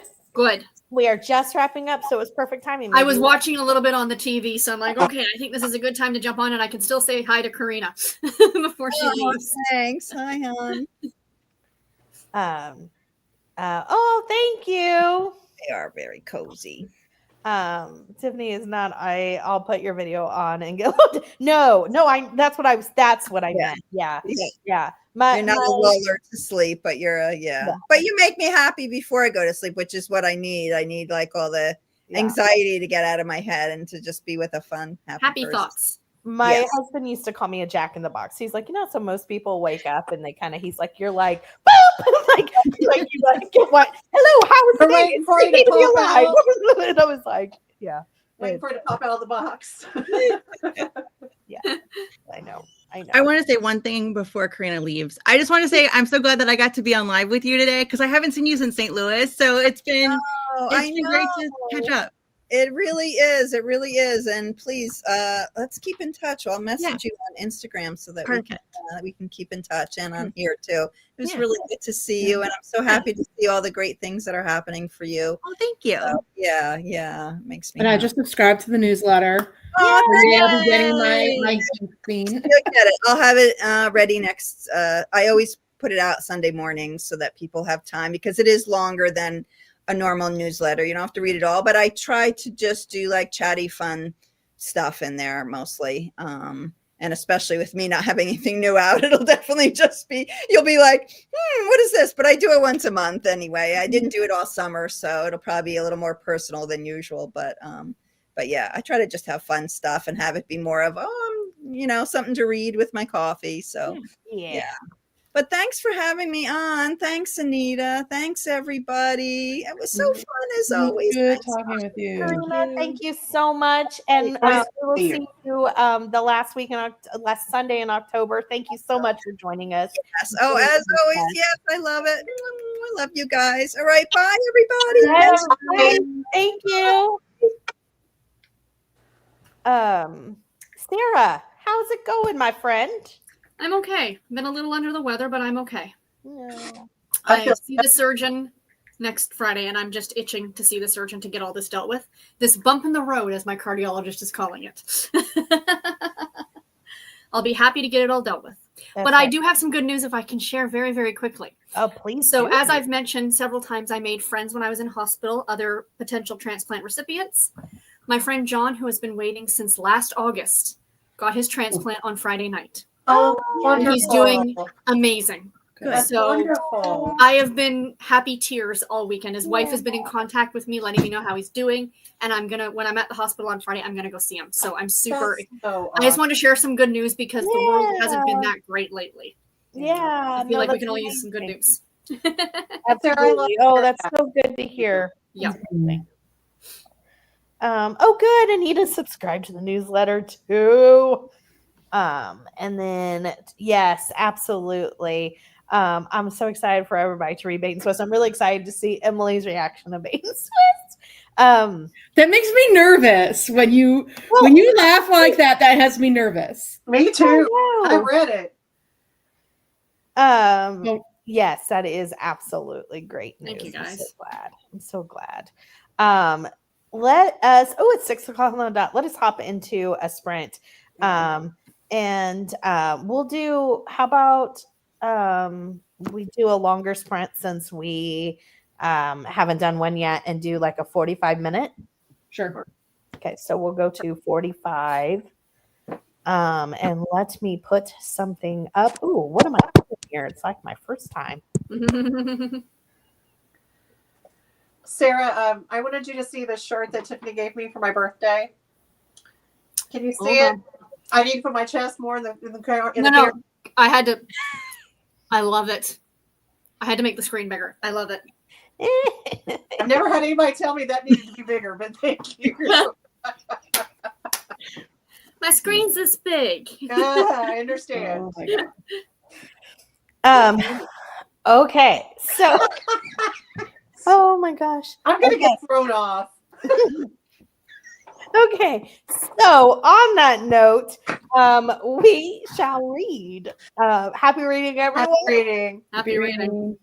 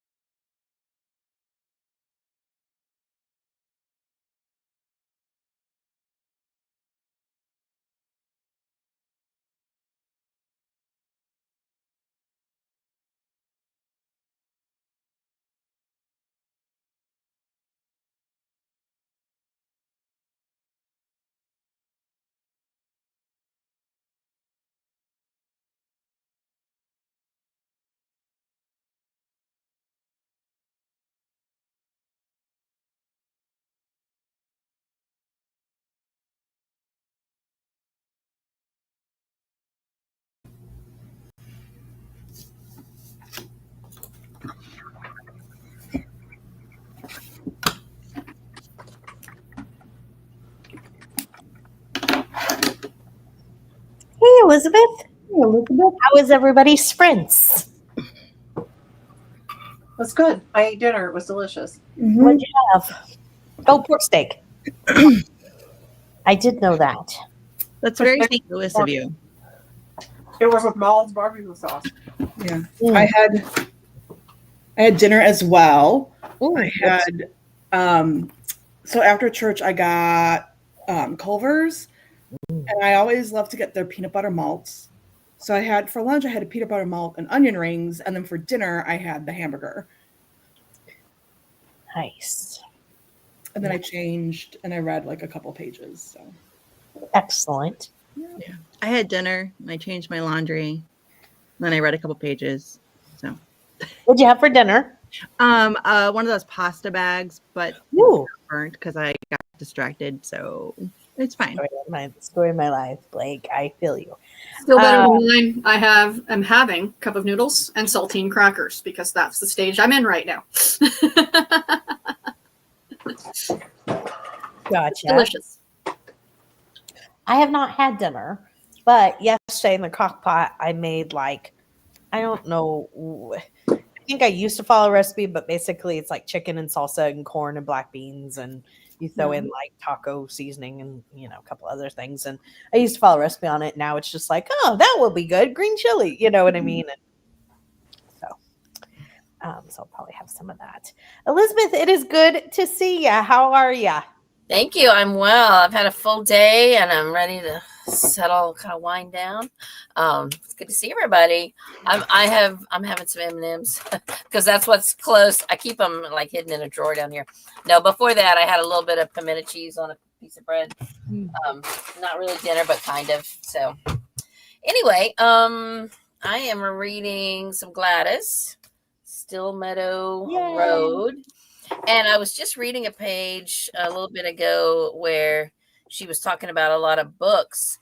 And Sonia, you'll be interested in this because she compared a book to This Hill, This Valley. And so I thought that since we enjoyed This Hill, This Valley, we might want to look for, it was one called by Wyman Richardson called The House at Nauset Marsh. And she said, it belongs on the shelf beside Hal Borland's This Hill, This Valley. And that is about the highest recommendation a book could have. So check it out. See if I can find it. Yeah. Wyman Richardson. So I've been, I'm a little behind on my Gladys Tabor because it didn't hit the Garbogus vibe. she's definitely not garbage. Yeah. No, it's not a garbage read, but I do catch up with, excuse me. Sorry. Bless you. I got a cold for my birthday. Aw. Elizabeth, I wanted to just say I had Kim Fay. I hosted her earlier this year, I guess in March, and she wrote the two books. One's Love and Saffron, and I can't remember what the other one was. Yeah, she's great, but she referenced Gladys Tabor a lot in one of the books. I don't remember which one. So I was talking to her about your like birthday readathon with the Gladys Tabor and stuff, and she was like, maybe I'll check it out next year. So you might have Kim Fay. Yeah, for sure. We would love to have her because all we did was, it wasn't even really a readathon. We just called it Gladys Tabor Week because if you have a readathon, then people feel like they have to read and it's so hard. They're so hard to find. So I just contacted people that I knew had some Gladys books or read Gladys or whatever. And we just did videos about her just to try to get people, to learn more about her. So you should message her on Instagram or something for next year and see if she'll come in and talk about, why she likes Gladys. Yeah. And I want to get Susan Branch involved too. Because she's like, in fact, Mitzi was reaching out to her, but we didn't get it all like situated ahead of time. But Kate and Frida is the book that references Gladys Tabor. okay. Yes. Oh, fun. Yeah, I'll have to check that out. That's fantastic. Love it. And I loved Love and Saffron. I thought that book It was so good. I love it. It was so good. But wait, Sonia, are there blue aliens in it? No, I read other things. Oh, you do? Okay. Really? No. I was going to say, just not lately. Just not lately, right? Not lately. You you're in your blue alien phase now. Maybe by next It's April. all right, everybody. No, notice like when other people say things, but I as was soon in as the I say blue something, phase I get I for know. Ross. I noticed more, that. I was so- like, man. I get Ross all of a sudden coming at me. I'm It's just 'cause I know you love Ross. I do love Friends. I know. That's why You get like Ross. Ross? No, I love Friends. Okay. Not Ross necessarily. I Okay, love good. Friends. Ugh. I love you. Right. That I is. mean, what I that's love about. Friends too, but Ross is just Yeah, terrible. no. I love Friends. He's just pathetic in a lot of ways, but he's not bad. He's just sad. No, he's terrible. Yeah. I do get other things for those of you who are questioning. I know you do. I'm just messing with you.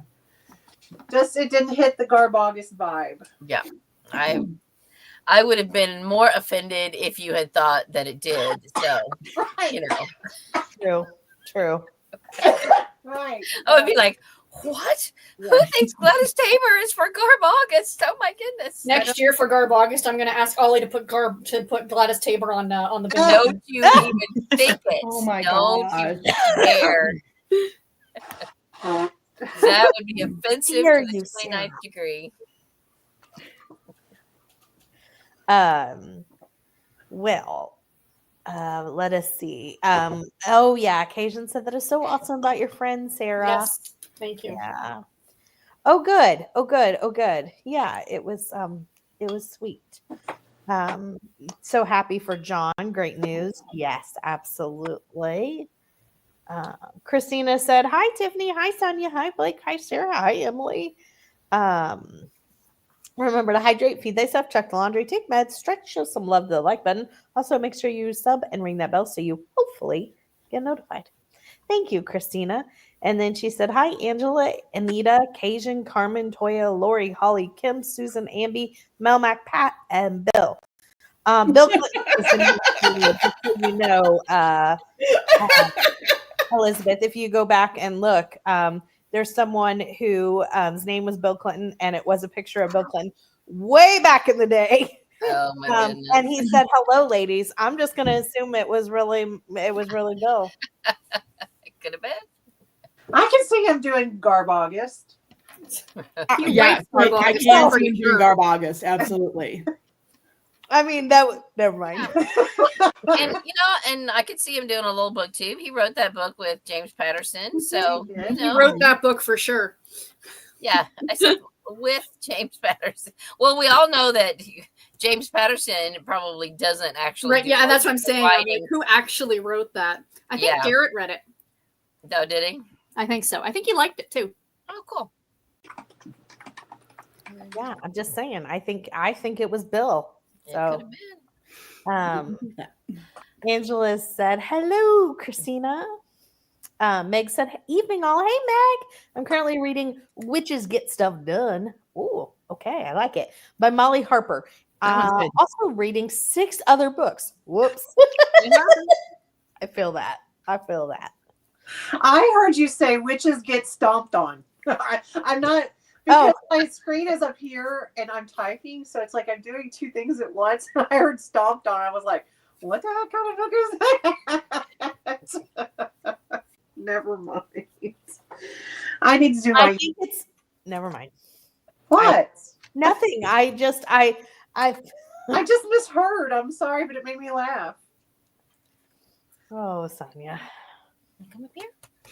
Feel like Sonia's been reading too many Garb August books, so then she hears like certain things and Well, stomped on is not Garb August. That's abuse. I'm not interested in that. well, you told me about some things from that last book that I mean, you didn't that like I was it. not interested in. Exactly. So I'm like, oh well, Yes, I don't like to be sedated without permission. Thank you. Good call. And said, "Oh, there's a puppy." Yes. Hi, Oh, look at that face. Oh. Is that not the sweetest Wanted to say face? hi, Louie. Oh, Louie.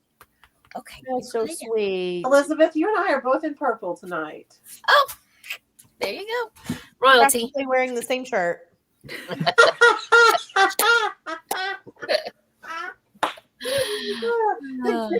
get you one too.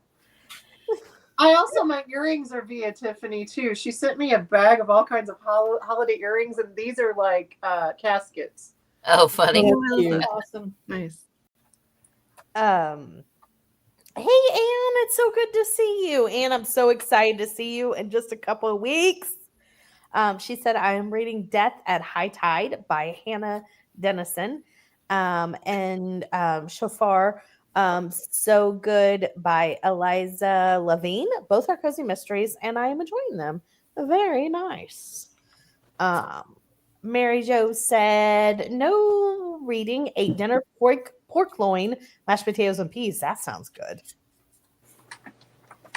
We got to 62% and had spaghetti and meatballs for dinner. That also sounds good. See, this is why I like hearing about the food, because it makes me think, maybe I should make that this week. I made it to 82% and folded laundry. You Nice. are getting close. I read a bit of Witches Get Stuffed On. I knew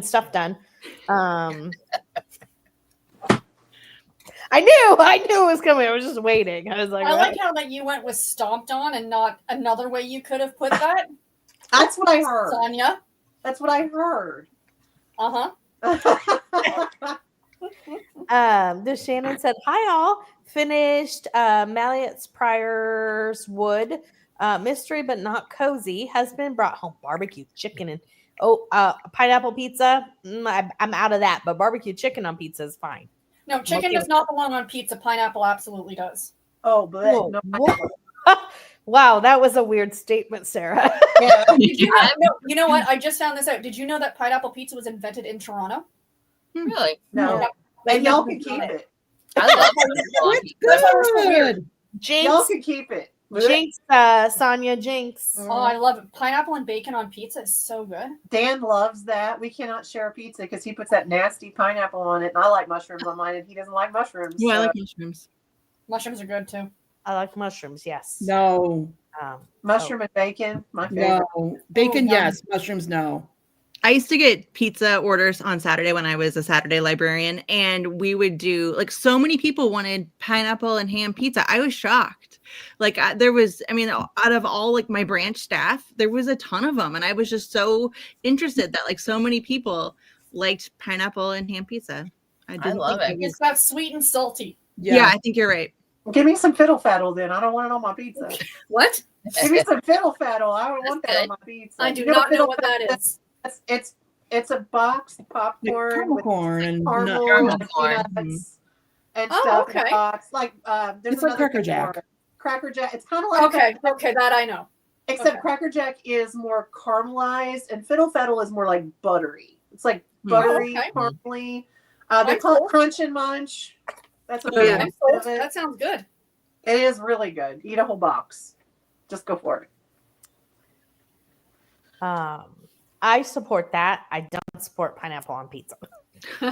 Oh, One of my favorite shakes is a chocolate peanut butter and banana shake from That Culver. would be delicious. I have never heard of that, but it sounds delicious. I'm at 48% in whiskey business. Yay. And Angela, you might have been here, but I'm interviewing Adrian Wednesday at 7 p.m. So hopefully you can join, ask any questions, talk to him about the book, anything else that you want to say or ask. Hey, Storm. Storm's just hanging in the chat today, but we want to say hello. Hey, Storm. Toya says, hey, Storm. Christina says, hey. Sorry, Anita says, hey to Christina. There are 3 books that Bill wrote with James Patterson. I've only read one. Oh, 3? I okay. didn't know that. I only knew of the one. Oh, I there'd knew be a whole the lot. one and then the one that Dolly Parton, right? Dolly Parton wrote one with him too. Yeah. That one was really good, supposedly. I haven't Dolly read it. Parton is a storyteller. Right? Like she I mean, doesn't need that doesn't James surprise me. Patterson to help her write. She is a storyteller. Yeah, I believe that. I mean, that would make sense. Or she doesn't need him to sell a book if she just wrote one on her 1000%. own. I No. think she may have a couple. There's one called Song Teller, I think, that's like a coffee table type book. I've had it checked out from the library and read part of it. It looks really good.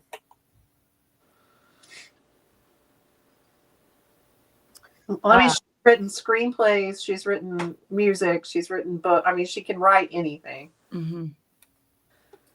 Yeah. Treasure. Love her. I do too.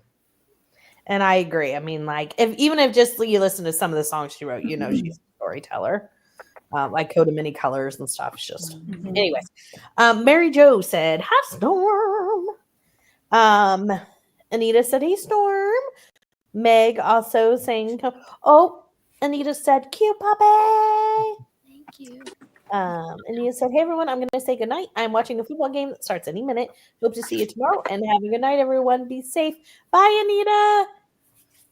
Hope you enjoy the game and your team, whoever you're rooting for does well.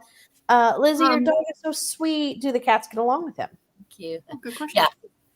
And one of the cats, his name is Bigfoot. He was a foster when he was little, and we kept him. So I guess he's a foster fail, but he's got so much personality, and I see him now. I don't know if he's ever been on here. I'll see if I can get him, but he loves Louis so much. He will groom him, and Louis just like lays there. Louis, it's a kind of a one-sided relationship, because Louis just kind of lays there and let Bigfoot take care of him, and he doesn't really do anything for Bigfoot in return, except not bite him.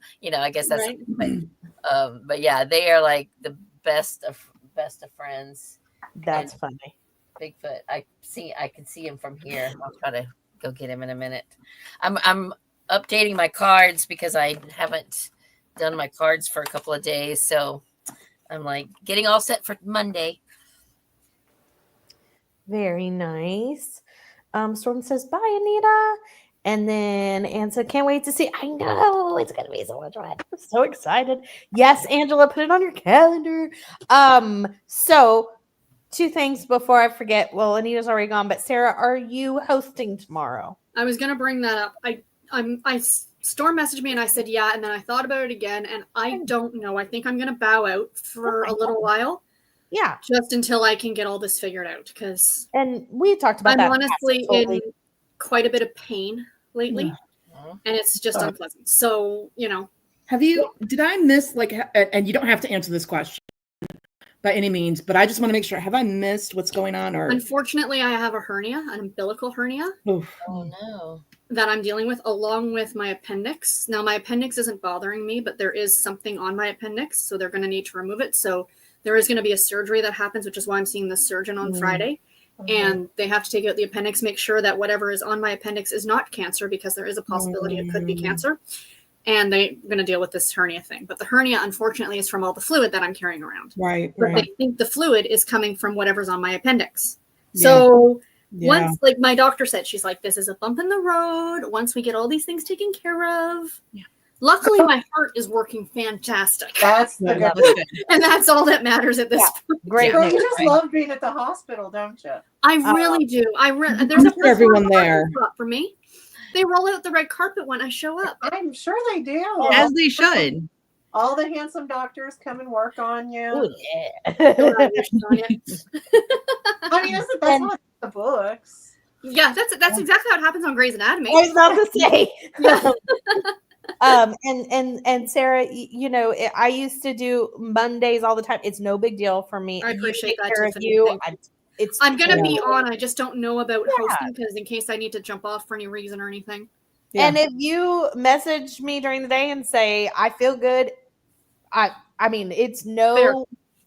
Yeah, I want to do whatever works for you. It's no biggie either way for me. Yeah, and I hope that I know I really can't do anything from my end. I'll just continually just send you, inappropriate messages. Oh, I love inappropriate. And hope that I'm at work. Better. Sonia, I appreciate your messages. All the I absolutely do. I know Sarah does too, because 100%.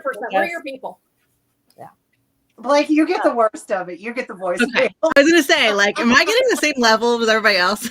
No, I get nothing. Sending our messages. I get nothing. So I sent you a message on Discord. That's the name of it. She has to warn me before if it's suitable or not. Yeah. One time it accidentally started playing in the middle of the bookstore, and I was like, ah. No, I've learned if Sonia sends me a message, put the earbud in first, then let's play. I do too. And I think mine is I'm pretty sure that mine's probably in the middle. I don't think I get Blake messages. No, you don't. I feel like I get No like one gets middle. Blake. I'm guessing middle. Like I'm not getting like I mean Elizabeth and messages.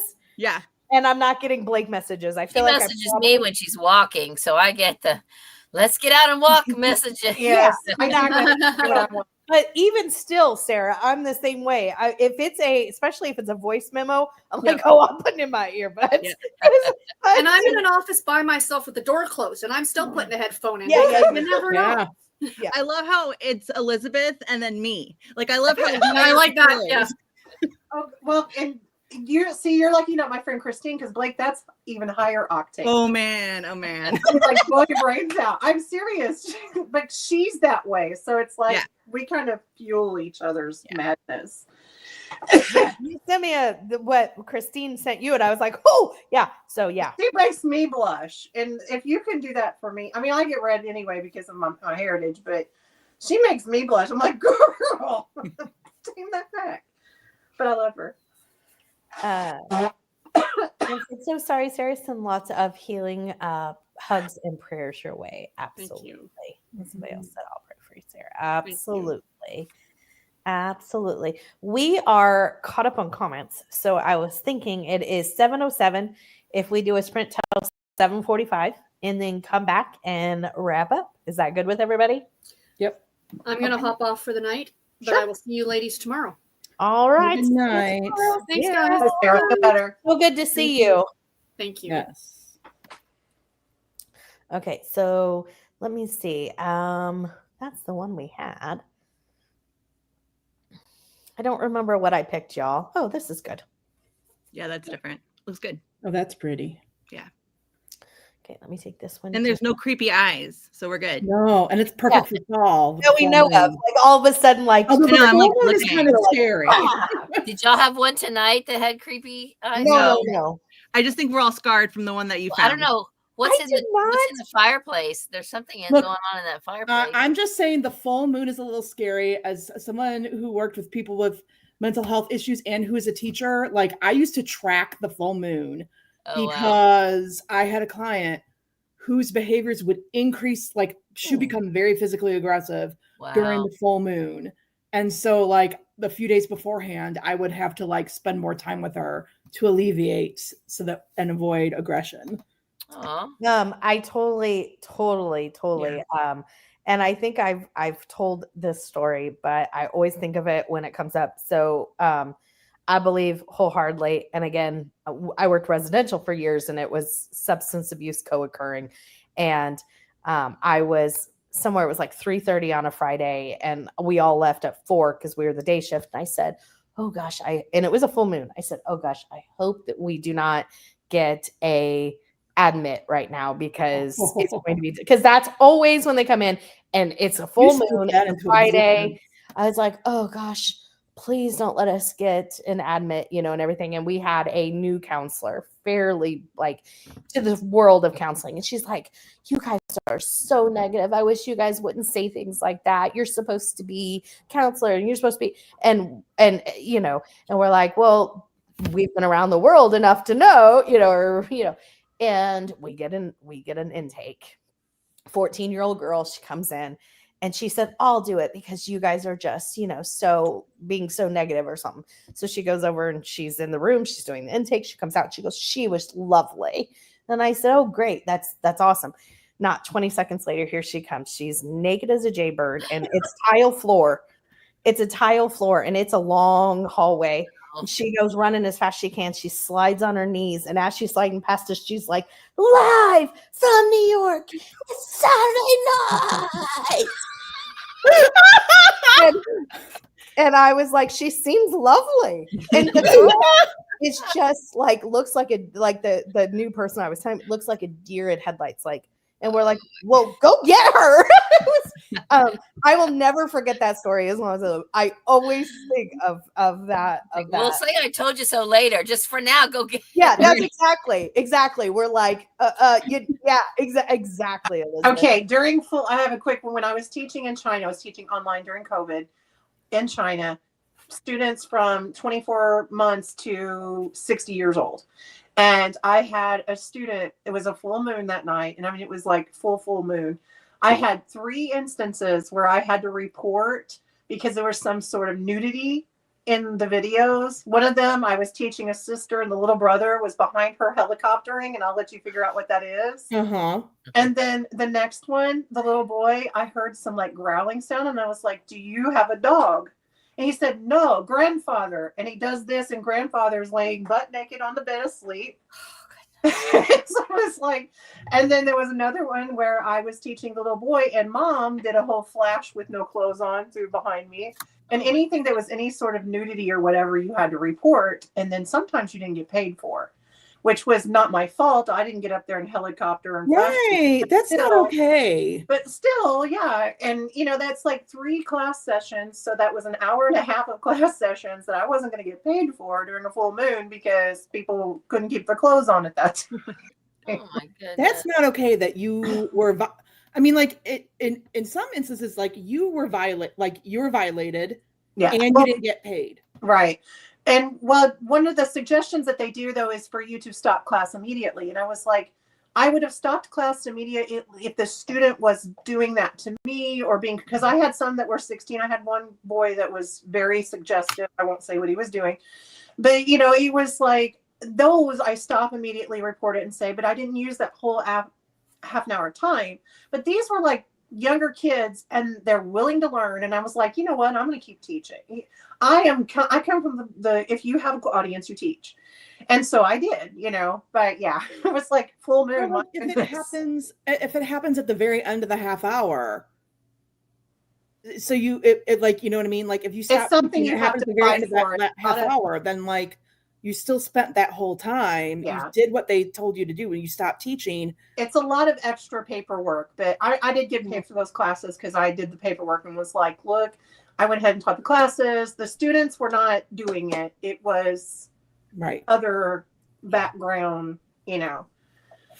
But yeah. So yes, full moons are fun for teachers. And for everybody, I think. I think everybody's a little nuts at the full moon. So yeah, I'm thinking nurses. Yeah. Here, but I can tell you, librarians, we have seen some things during a full moon. I believe that. But they're sure pretty. yeah. All right. Well, I will put the banner up for 45. Happy reading, everyone. Happy reading.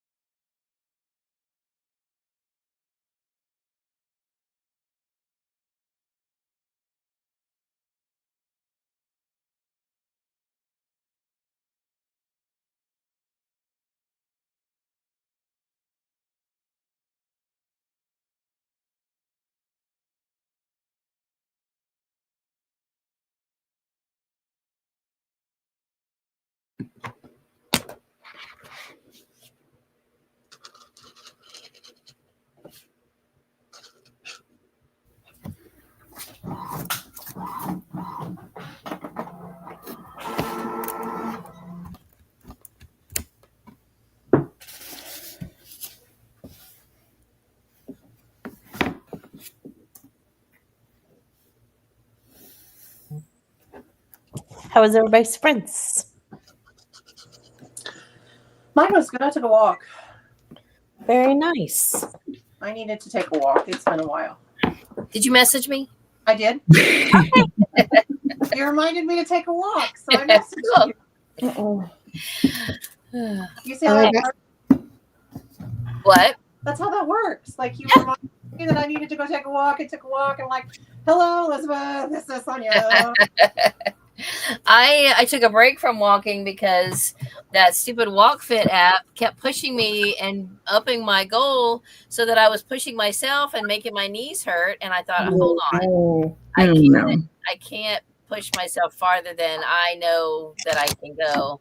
Yeah. So I took. That's what walking apps are for. They're supposed to like inspire you and make you want to do better, and not like, hey, I'm gonna not run you into the ground. Right. Hospital. Right. I know. Well, I mean, I was having fun with it, but I feel like it's just like it's programmed to raise every week. It raises X amount of whatever, and it should come to you and say, hey, it's time to raise your goal. Are you ready? And I could check yes or no, you know. But if I'm not ready, then I should be able to stay at the level I am, because what it forced me to do was quit. And, you know, that's not good either. So Yeah. Gotcha. How did everybody else do? I spent my sprint looking for a book on my shelves that I'm pretty sure I have packed away in a box in the basement. So it is what it is. But I got a couple of chapters listened to from an audiobook. I can't imagine you can't find a book with you have so few. I know. You should see my basement. It's becoming a problem. That's why I'm going to help you.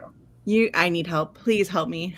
I told you I would. And then come help me. My garage is full and overflowing. Girl, I like free flights and free places to stay. I'm just saying. In the I'm winter, here, I'll help. yeah, Elizabeth, we're coming down. Okay. Oh, please, please, And please. we'll get our work done and then we'll go to Disney. I love Yes. Girl, That's what I should do. Host a decluttering weekend. Everyone come and help me for free, and in exchange, I'll give you a free day at Disney. that. We would love That that. would be your I would payment. love that. Girl, Yeah. I love cleaning everybody else's mess. I'm nosy. I just Elizabeth, don't want to clean my own mess. Clearly. My problem is when I clean other people's messes, I'm like, oh, you want to get rid of this? I'll take I'll it. take it. I've been guilty of that. Yeah. That's my problem. Elizabeth, before I forget, I'm going to Disney next Saturday. Oh, fun. What the 27th to Animal Kingdom. You are. Well, my husband will be working that day. Go to It'll Animal be- Kingdom. He can. We can maybe get you VIP seats or something. Yes, well, maybe. Yes. For Lion King. Yeah. So you're going to Animal Kingdom? Yes, the 27th. So even if I don't make it there personally, I'll try to work out some good seating for you.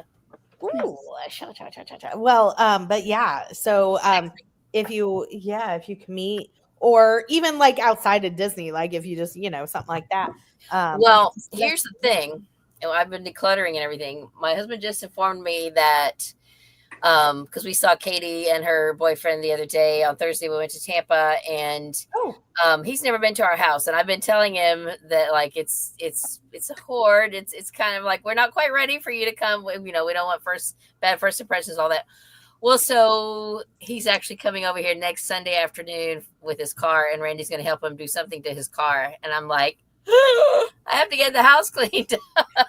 I have so much stuff. So Saturday I can't leave the house, but we'll see what we can do to make your day better. Gotcha. Well, because I don't want to scare him off. He's a good kid, and we like him, and we want her to keep him. understandable. That's funny.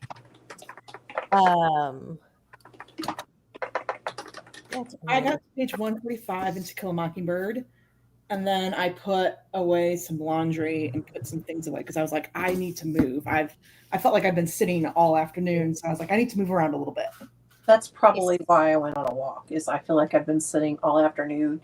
It rained here and dropped the temperatures really nicely. And I was like, okay, yeah, you need to go. Are y'all having fall already? Like our trees are changed. There are some of the trees have changed a little bit of color, but like the temperature has dropped, but it's still, I feel like, a little humid. Oh, it's hot here still, but my whole yard is covered in leaves right now. Wow. Yeah, we've got some leaves down, but not a ton yet. What state are you in, Emily? Central Illinois. Illinois, that's right. Yeah. Yeah, you got a whole Midwest right here. Yeah, it's still 5 million degrees outside. And everybody has the cutest things. Everybody's going to Eckert's and like picking pumpkins and apples. And I have the cutest sweaters. They're so cute, and they have ghosties and apples, and I love them. And I can't wear them. Look, they still have storage. I wear. Okay, so I'm 48. I'm in full-on hot flash menopause city. Okay, I have my temperature set as low as it goes in my classroom, so 68. And I have a fan blowing on me, and my students are complaining how hot they are, and I'm like, I'm in a t-shirt. And that's year round. Like, so I mean, like I wear a hoodie and a t-shirt underneath the hoodie, and I'm like taking the hoodie off during the day, and I'm sitting there in my t-shirt going, I'm hot, guys. Yeah, I've resorted to like pass. Yes. I mean, like Halloween sweaters, but sweaters are a thing of the past for me now. Oh, yeah, boy. we can't wear like long sleeves here almost ever. Maybe for a couple of weeks in January. Yeah. That's about it. Maybe. We went to the beach in April, I think last year, and I was in my best life. I had long sleeves on, long like sweatpants, walking the beach. My husband's like, this isn't beach weather. And I'm like, this is my dream, guys. This is amazing. When I went to Lake Michigan, it was late September, and I was in corduroys and like a collegiate sweatshirt, looking like somebody's grandpa out there with my legs rolled up, all walking in it. And everybody's like, it's too cold. Oh, no. Weather. And I was like, bite me. I'm out here. This is the way I like it. Yep. It's perfect. I don't care if I look like somebody's grandpa. You go, just leave me alone. That's funny. Let's see where we were. Mary Jo said, good night, ladies. See you tomorrow. See you tomorrow, Mary Jo. Anita. Angela says, good night, Mary Jo. Esther Jane said, hey, Storm.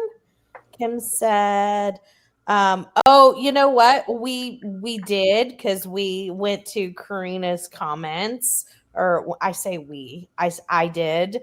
First, you got a mouse in your pocket, because we didn't do that. I know. I did. I jumped to the Korina comments, and then I just went from there. You are absolutely right. Sorry about that. But yes, we did. In answer to that, she said, just curious. Jill said, read 7 pages. Because I could not stop for death by Amanda Flower. Are you enjoying that? I liked it. I did end up liking it. I did not get any reading done, but I did put my clean laundry away and made my bed. Let my dog play in the bathtub with her fish. There's so many questions I have about that statement. My dog play in the bathtub. First of all, my dog, oh my gosh, trying to get my dog in the bathtub is, no, you're not. Bath. You said the B word. So you think she puts the fish in there to get her dog in to take a bath, but then if you had added soap, that would probably hurt the fish. So it sounds like this is purely recreational. Wow, that is so interesting. And my yeah, that's so interesting. My dog would have none of that. That's hilarious. Yeah. I got to 55%. Woo, woo, woo! Nice, Angela. She is reading Whiskey Business. She just finished with Whiskey Business, reading someone else. I don't remember, but I know she said something about Whiskey Business earlier. I'm the same. I need to declutter too. Oh, Storm edited a video. Very nice. Storm, what videos do you have coming up? I did more laundry, the never ending laundry. That should be the title of my biography. There's a decluttering girl that I watch. She's like a young mom, and I couldn't do everything like she does, but she calls her laundry OLAD, like one load a day. And she's like, that's a rule to live by, do your OLAD. I could not do that. I don't have time to do it that way. That would not work for me. I'm glad it works for her, but that would not work. Yeah. She does several things that wouldn't work for me, but yeah, I always remember that. And I think that's a good idea. I don't always do it, but sometimes you just need to like sort it all out and do it all, Yeah. Do it all at once. I'll head over there now, Stormy. And she was talking about the Discord. Yeah, the Discord. Yeah. Yes, I'm liking it. Oh, I'm so happy. And she said, yes, my dog loves to play in the bathtub on a hot day. I love this, Anne. Now I need a little video clip of your dog playing with your fish in the bathtub. She had mange when I got her as a puppy. Oh, and got used to the bathtub and now loves to play in it. I love that. I wish my dog, I'm not putting you in the bathtub. Put the down. I know ours won't even go in the bathroom because they're so afraid of, they'll get cornered in there. Week in review, and then 2 on Tuesdays. More Halloween Rex, and maybe an October TBR video. Very nice, Storm. Yeah. Well, speaking of, we are to that time, so I will ask Sonia, Blake, what do you have coming up on your future channel? And then I'll ask Elizabeth and so forth on to Emily. What do y'all have coming up? Sonia, I will start with you. Oh Lord, I don't know. I'm so well planned. I'm still trying to get a little flight on my August reviews. It was a fun video. It's a little lengthy. I think that intimidates people sometimes, but I'd love to see some feedback on that. Just to see what people thought of some of the books that were read, because it's pretty funny. I have a few other things planned, like a birthday, like this is birthday haul sort of thing. I'm spending time tomorrow with Blake at her bookstore, and Dan took the day off so we could do a little birthday something because we didn't really do much. Yesterday I canceled all of my birthday stuff because I was like, I don't feel great. I didn't want to go out to eat, be able to taste the food, and so we're going to do that tomorrow. So I get to see you tomorrow. And I don't know. You never know what's going to happen on my channel. Who knows? I like it. Blake, on your future channel and your current Instagram, what you got coming up? I'll probably do some like Halloween Rex and some I've got a ton of fall books that are coming out or that are out. And then I have an event this week on Tuesday with Trisha Levenseller. She wrote Daughter of a Pirate King. Yes. So she'll be in St. Charles. Nice. I love how she just goes along with it. She doesn't even question me saying her future channel. She's just like, this is what I got. Because Tiffany, if anybody knows you, we know not to question when you're bullying. Correct. We just know it's going to happen. So we just know. I say that with love in our hearts. With love. Sonia's been muted. So, anyway, hey, I encouraged / what bullied you into your channel, and now look. I know, and now I don't ever post videos because I can't remember. You know, I love you. I'm just teasing. If I didn't tease you, you would think that I was mad at you. I would think you were mad at me, and I the same. You know, some people will say that to me. They're like, "Is something wrong? Did I do something?" They're like, "I'm like, why would you say that?" They're like, "Well, the secretary at work, she said that to me last week. She's like, well, you didn't like say like some sarcastic thing to me when I came in," and I was like, "Oh, honey, I'm so sorry. Well, let me tell you." My sarcasm meter was off for a minute. Sorry, back on. Sorry. I was in like work mode. Let me switch that around for a minute. Well, that is awesome. Awesome. I love that. Love anything fall, so I approve. Emily, what you got? Yesterday posted book haul part 1. There's like 3 book hauls because August was a bit much. And then my birthday, throw that in. So there was that. And then I need to film my October TBR. So that will be coming out soon. Love it. Love it. Elizabeth? So soon to be doing October TBRs, but I guess I know it is. It's like we got 1 week left. Yeah, I'm not worried about it because I'm not doing like any kind of Halloween kind of stuff. But I'm glad you guys are, but I don't get into all that. But what I'm gonna do is just try to catch up on the print books that I'm reading, and all that kind of stuff for October. Just try to, get some of these 19 books off of my currently reading list. But as far as videos, I started some footage for one today. I could not, I don't want to go into it, but hopefully I just couldn't have access to the place. I was doing a field trip and I couldn't do what I wanted to do. So for this week, I'm probably going to do a recap of my 60 by 60 challenge so that I can get those books out of my living room and get them traded in to the store and all of that. Since I have guests coming next week, I got to try to clear some space. So, and Storm, if you're out there, that also means getting that big box for you out of my living room too. So your new Heather Graham collection, it'll be on its way this week. Love it. That sounds awesome.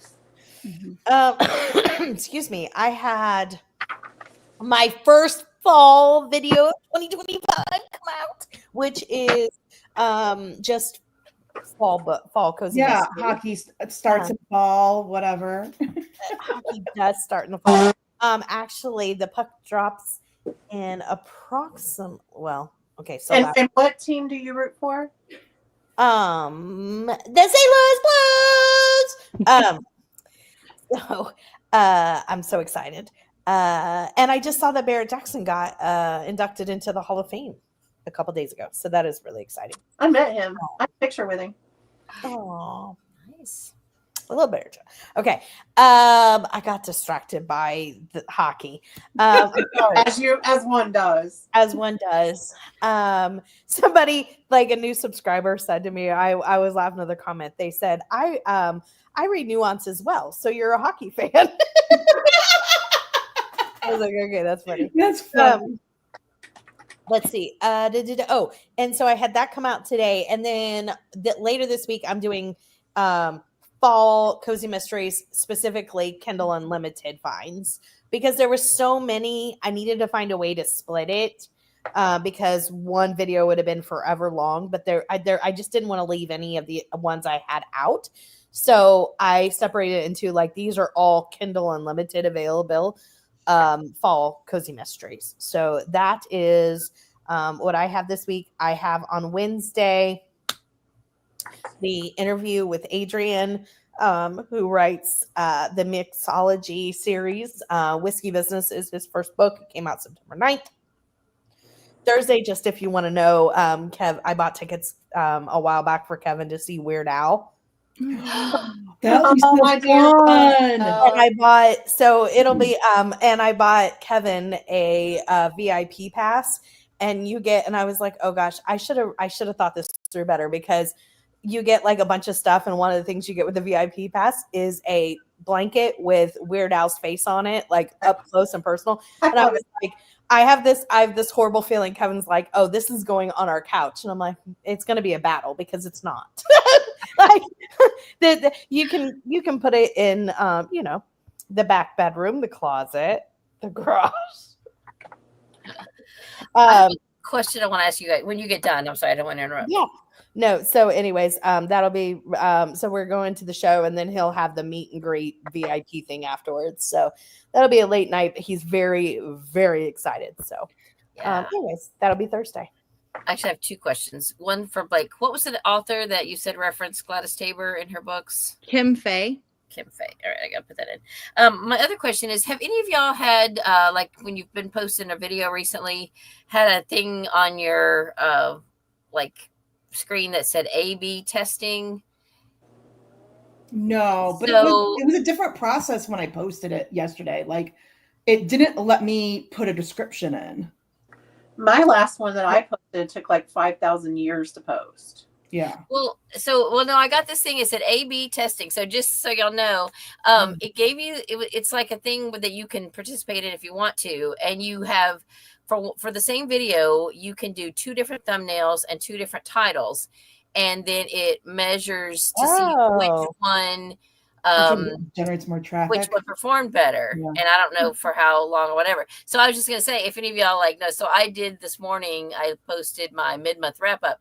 And so one of them, I called it mid-September wrap up. And the other one, I called it like current reads or what am I currently reading. And I did kind of similar thumbnails, but I did one with like a bigger picture of me because that always scares me. And I was like, I think the one with a bigger picture of me probably won't do as well. But I see people all the time do, thumbnails with like huge pictures of themselves, and so it must work for some people. But anyway, I thought it was interesting. So I didn't know what it was, and I almost ignored it, but I thought I'll just click on it. Where did you see that at? It's on your screen when you're uploading a video and you've got your editing page, and how you first type in your title. I think it's in the same box as your title. It says A/B or A/B testing. And if you click on it, it gives you the opportunity to participate in this test. I don't see that. Interesting. Yeah. I don't know what the criteria was. It just said it might have said something like you've been randomly selected to participate in this thing, whatever. So I don't know. That's actually neat. Yeah. Yeah. Few more comments real quick. Dresden knows the word bath and hides. LOL. Does your dog play in the water when you go to the beach? Well, couple things. One, my dog is a little bit of a terrorist, and so he can't go out in public very well. No, I'm just kidding. But he he's fine, but he has social anxiety. He doesn't bite or anything like that. I'm just, I do. But I know you do. But 2, also, at least the beach that's close to us, dogs aren't allowed. So we wouldn't bring him anyways. But yeah, so I don't know, but I would venture to say no. But also my dog doesn't want to do anything that involves not sleeping. Physical activity. Yeah, of any kind. Like, sometimes lifting his head, he's like, nah, never mind, forget it. Looking forward to it. Storm's talking about the message. Tiffany, did you send Sonia a birthday gift? Should she send it back? I sent her lovely earrings and a very, very tasteful shirt, which she is wearing right now. It's a pretty color. Yeah. It's I thought it was very tasteful. It is. I think it's the truth, but considering some of the stuff that was on there, if you look up like monster stuff, monster merch. Oh, there was one that I was like, girl, if you send that to me, I'm not wearing it. Yeah, that's why I didn't. Yeah, exactly. So I chose something understated that I also have socks that my friend Christine gave me. I don't know if you can see, but they say I heart smut. I did not. And Storm and Carmen, I am 1 chapter into J.A. Vance. Jance. I think they're reading Hour of the Hunter this week, which is the first in the Walker series. It's very gritty. It's different than I mean, the others are kind of gritty, but this one is even more so. So I hope y'all like it, but it's different. She said, "How is it?" And she said, "Different." And then she said, "Ooh, I'm jealous." No Walker yet. Yeah, LOL. he's not even the main character. I don't think she knew she was going to write a series about Brandon Walker or any of his family at that time. I think she even said in a podcast that if she writes about certain characters long enough, she gets tired of them and wants to write some different characters. So I think she was just like wanted to write something different, and then his character kind of emerged as a character that she could follow. So yeah, he's not even the main character really of that book. The criminal is, in case you want to know. I usually do a top 10 Tuesday post on my blog. I love it when the month either ends or starts on or near Tuesday. Very nice. I love it. Can't wait to try it. People smiling. Winking, I think maybe. Oh, thank you, Anne. My dog is a herding dog, so when I take her to the beach, she races back and forth on the beach, trying to stop the waves from coming in. She gets a lot of exercise. I love that. And then Storm said, "Good to know, Elizabeth." So as it is that time, another Sunday. Thank you guys so much for joining me. Yeah, Thank you to Sarah, who was also with us at one point, and of course, Korina. And tomorrow, as far as I know, I think I'll be hosting. So 7:00, I'll make the link and get it out to everybody tomorrow. I think that is it. Everybody have a great week. Take care. Thank you, Sonia. Thank you, Blake. Thank you, Emily. Thank you, Elizabeth. Bye, everyone. Have a great night. Bye. Thank you. Right. Bye.